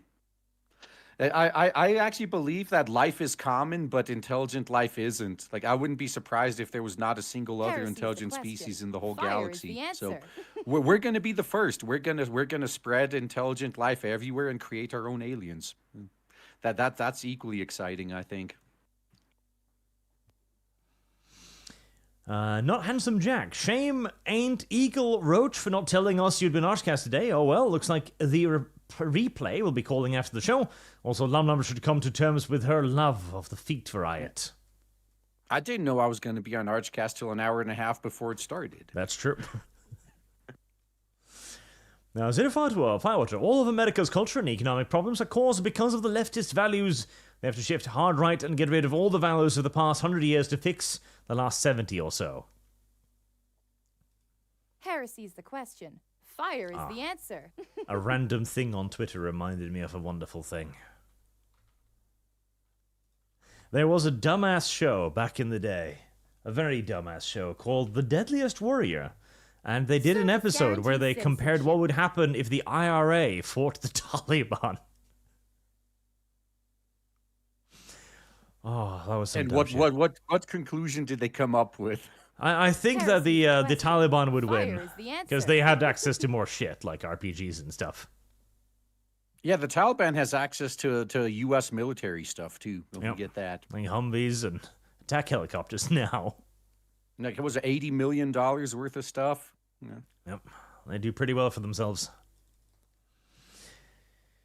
Vulture 1066, Arch, you been in the army, or are you too young? Ooh, I enjoy the fact that you think I'm too young. No, I actually can't be in the army even, because the company firm does governmental contracts for the army, so... That was even ages ago, too. Master Huntsman 97, the drone warfare bit reminds me of Gundam Wing, when the bad guy basically converted mobile suits into drones that you could control via distance. They've done that a lot of times. Those are cool. Marksman 170B, brown skin cat girls for everyone. That is what we should have. It's a crime that we've been denied our delicious brown cat girls. Mercenary X, for Ariel, some guy was just talking to his phone, recording himself up Magic the Gathering cards in a park, and somebody took offense at that, and he basically jump-kicked his head, which then led to a police car chase and the guy crashing. Well, listen, you shouldn't, disturb other people in public. It's bad for you. And Cloudry, just fortifying Tali's position on the calendar. If we're able to suggest what months get what girls, I would like to request Tali be in November. If not, no worries. I haven't even thought about that yet. Maybe? Maybe. Sandoom, I thought all Mexicans were replaced with orcs. They're working on it, but not yet. Marked ashamed. A better argument than self-defense, necessary force. Ooh. Harem King. Germans had cool secret weapons, very 40k in style. They did, like the launch ramp for fucking V2 rocket. Well, rocket catapult, basically. Well, slingshot? Yeah, slingshot. Which used magnets and stuff. That was cool. Icthulu, Arch and Lumi play Riddler 2 campaign to learn RTS game. RG, back me up. Everyone would love it, including chat, especially during the cutscenes. Riddler 2 was pretty good. It is pretty good. Vulture 1066, unmuckle the ponies. Go Ariel. That's a surprising amount of support for Ariel, I must say. Rails Artax, TF is the fish on about. The paper plan started in 2020. Mossad planted explosives and wiretap devices in walkie-talkies earlier, but not pagers, and they swapped to pagers because of said wiretapping. Adorman, Red Alert 3 has comp for Arch and Fatlum. It does have. Marksman on 17B, all should play Cavalry Girls mech game on Steam. Cavalry Girls. Caleb Knight. Oh, on Zoomers, liking old games, I'm a Zoomer. Like, right in the middle of the age bracket. I had more fun in KOTOR 2 than I did in Assassin's Creed Origins. Both are RPGs. KOTOR is pretty good. Lord Cybercat, hail from Florida, still alive down here, but now power, so listening on my phone. Well, I hope everything will recover fairly quickly. Maybe you'll even get some fee made. Probably not. Mr. Citrenzi, the fact that we now live in a world where being able to do equations or write in cursive is not a necessity and becoming rarer as time goes on actually fills me with dread. Yeah, I mean, it's... The cursive thing I don't give a fuck about, but not being able to do basic math, yeah, it's not necessary in our current society, but if everything collapses... It could be a problem. If we ever have to go back to use... I mean, I can't think of a single situation where we need cursive. Like, cursive could disappear. I fucking hate that so much. But yeah, like, not being able to do basic math. Oh, we have computers to do that. Well, what if the computers get hit with an EMP? Oh, yep, that might be a problem. Another Texan Bull. Some more shekels from Texas. May this money go towards funding your pony fetish, specifically a pony death course stead. Also, no dev equals good time. Thank you. Wrath. Jane Doe from ZZZ for calendar. Rat Girls for the win. Rat Girls for the win, indeed. Split-second magician, gotta make RGE proud and vote for Ninua. Citizenship. Ninua. All right, if she can actually make it onto the top 12, I'll have to send you some art. It might be a long climb. Yeah. Boog, you lied about me sending you ponies. I made it true. There were definitely ponies in there, Boog. Somewhere. So, Florida Man, here's money for no dev. Also, did you hear about organic computers? Those that run using organic neurons. They got it to play Doom. The future is biological. Marksman 117B. RGE, did you see Archer's confession on side-scrollers? Oh, what'd you confess to now? We were talking about the Handusi, I think. If through an Eldritch ritual you get a hand on your, or a mouth on your hand, would it be acceptable to use the mouth on your hand for sexual purposes? Or would that be gay? I mean, I think that would be on the same level as removing some ribs so you could use your existing mouth for that purposes. Yeah, that's not good. Like a shame. Tinkerbell, Pinkabell, and Stinkerbell. Service Call me cross. guarantee Arch, if citizenship. membership fund go towards things, more guests like RGE, Spoon and Craig. Also Witchner and Nightmare Moon, Hardsvine 4. Equestrian War. Equestrian War. Volgen 66. Jeg gir opp. Hva opplegget med ponyer? Stem Ariel. The ponies are chat's thing, okay? That's all. They just... The chat likes ponies.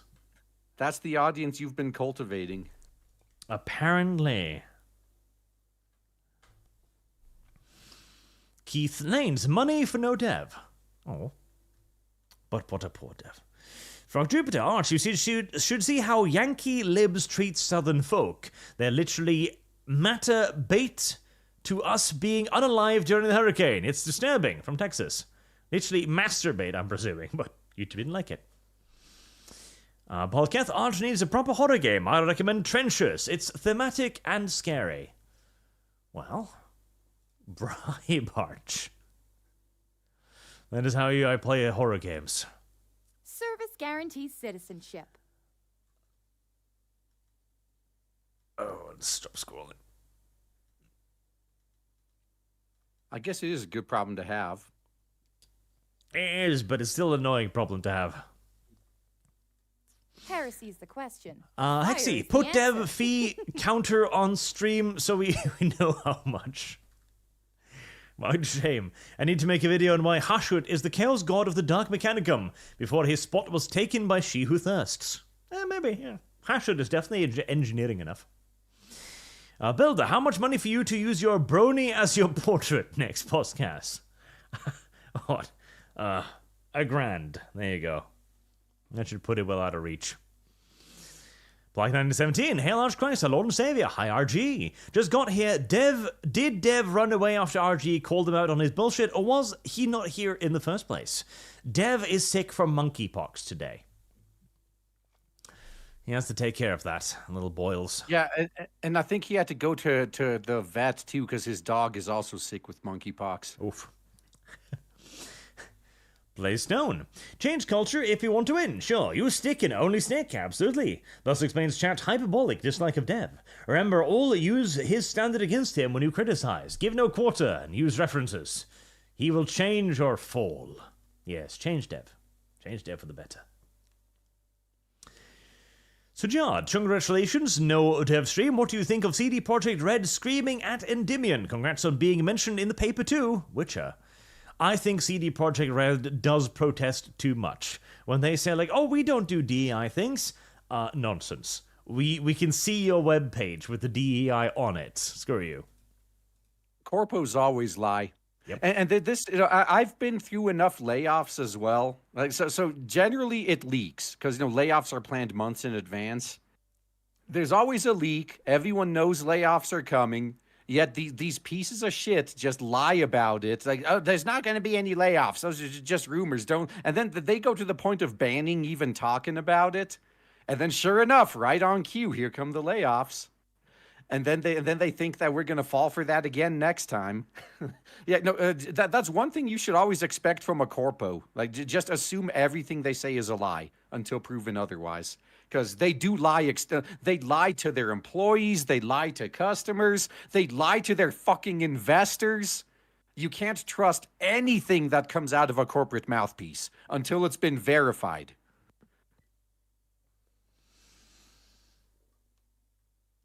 Sujad, oh yeah, Otoya Yamaguchi created a good socialist today, 64 years ago. Witcher.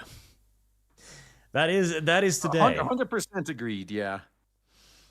Almost forgot Natalia from Destroy All Humans 2 for the waifu calendar. Well, I shall note that down. Destroy All Humans 2. There we go. Belda, put this and my previous super towards Bolter, bitch. I shall. Black 917, Regina from Dino Crisis for waifu calendar. Alright. John Smith, the biocomputer benefit is they actually require far less energy for AI-type operations. They're ideal for it. It's what nature optimized them for. John Smith, now what biological computers may be able to feel or think on their own, and that they are trained through discomfort, common ethical conundrum. I mean, listen, if it's just a little brain and it basically has like 5 IQ points, it's fine. It's fine. It's not a problem. Mechanics on duty. You skipped my donut on Synokis. All for Chrissy? Spelling. I did get to it eventually. I remember the one, the psychokinesis one. For Chrysalis. Okay, we'll add that to the sexy Chrysalis fund.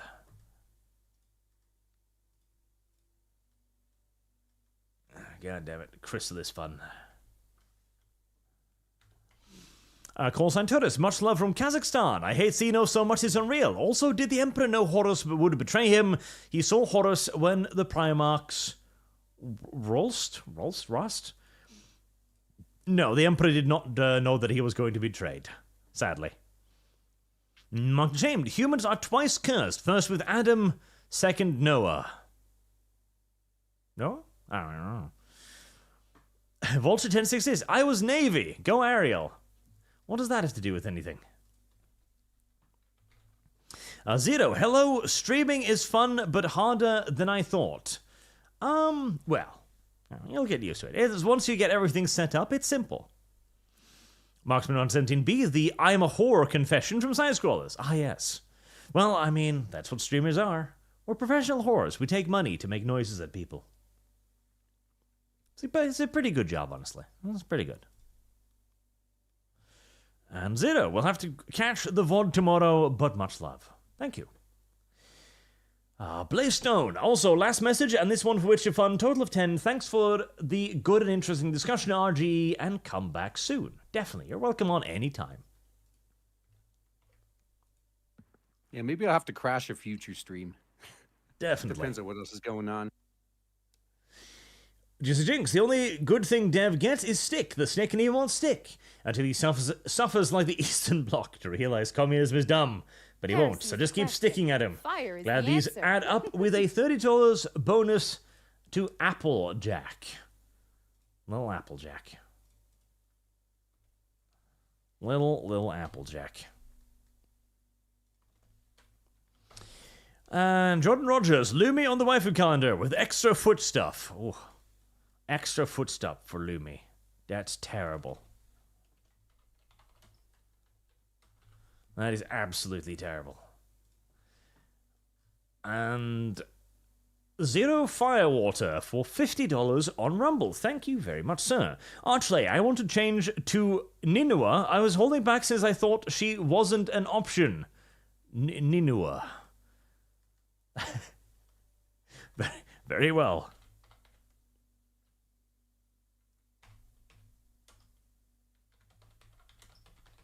Well, anything is an option, chat. You can give any waifu your donation. Any waifu. Or no matter what waifu. You can give it to that waifu. Any waifu. And I'll have to make an updated list for all of this once it's all done. But with that, we are finally through all of the Streamlabs. So, thank you very much for watching. And thank you, RG, for hanging out with me today.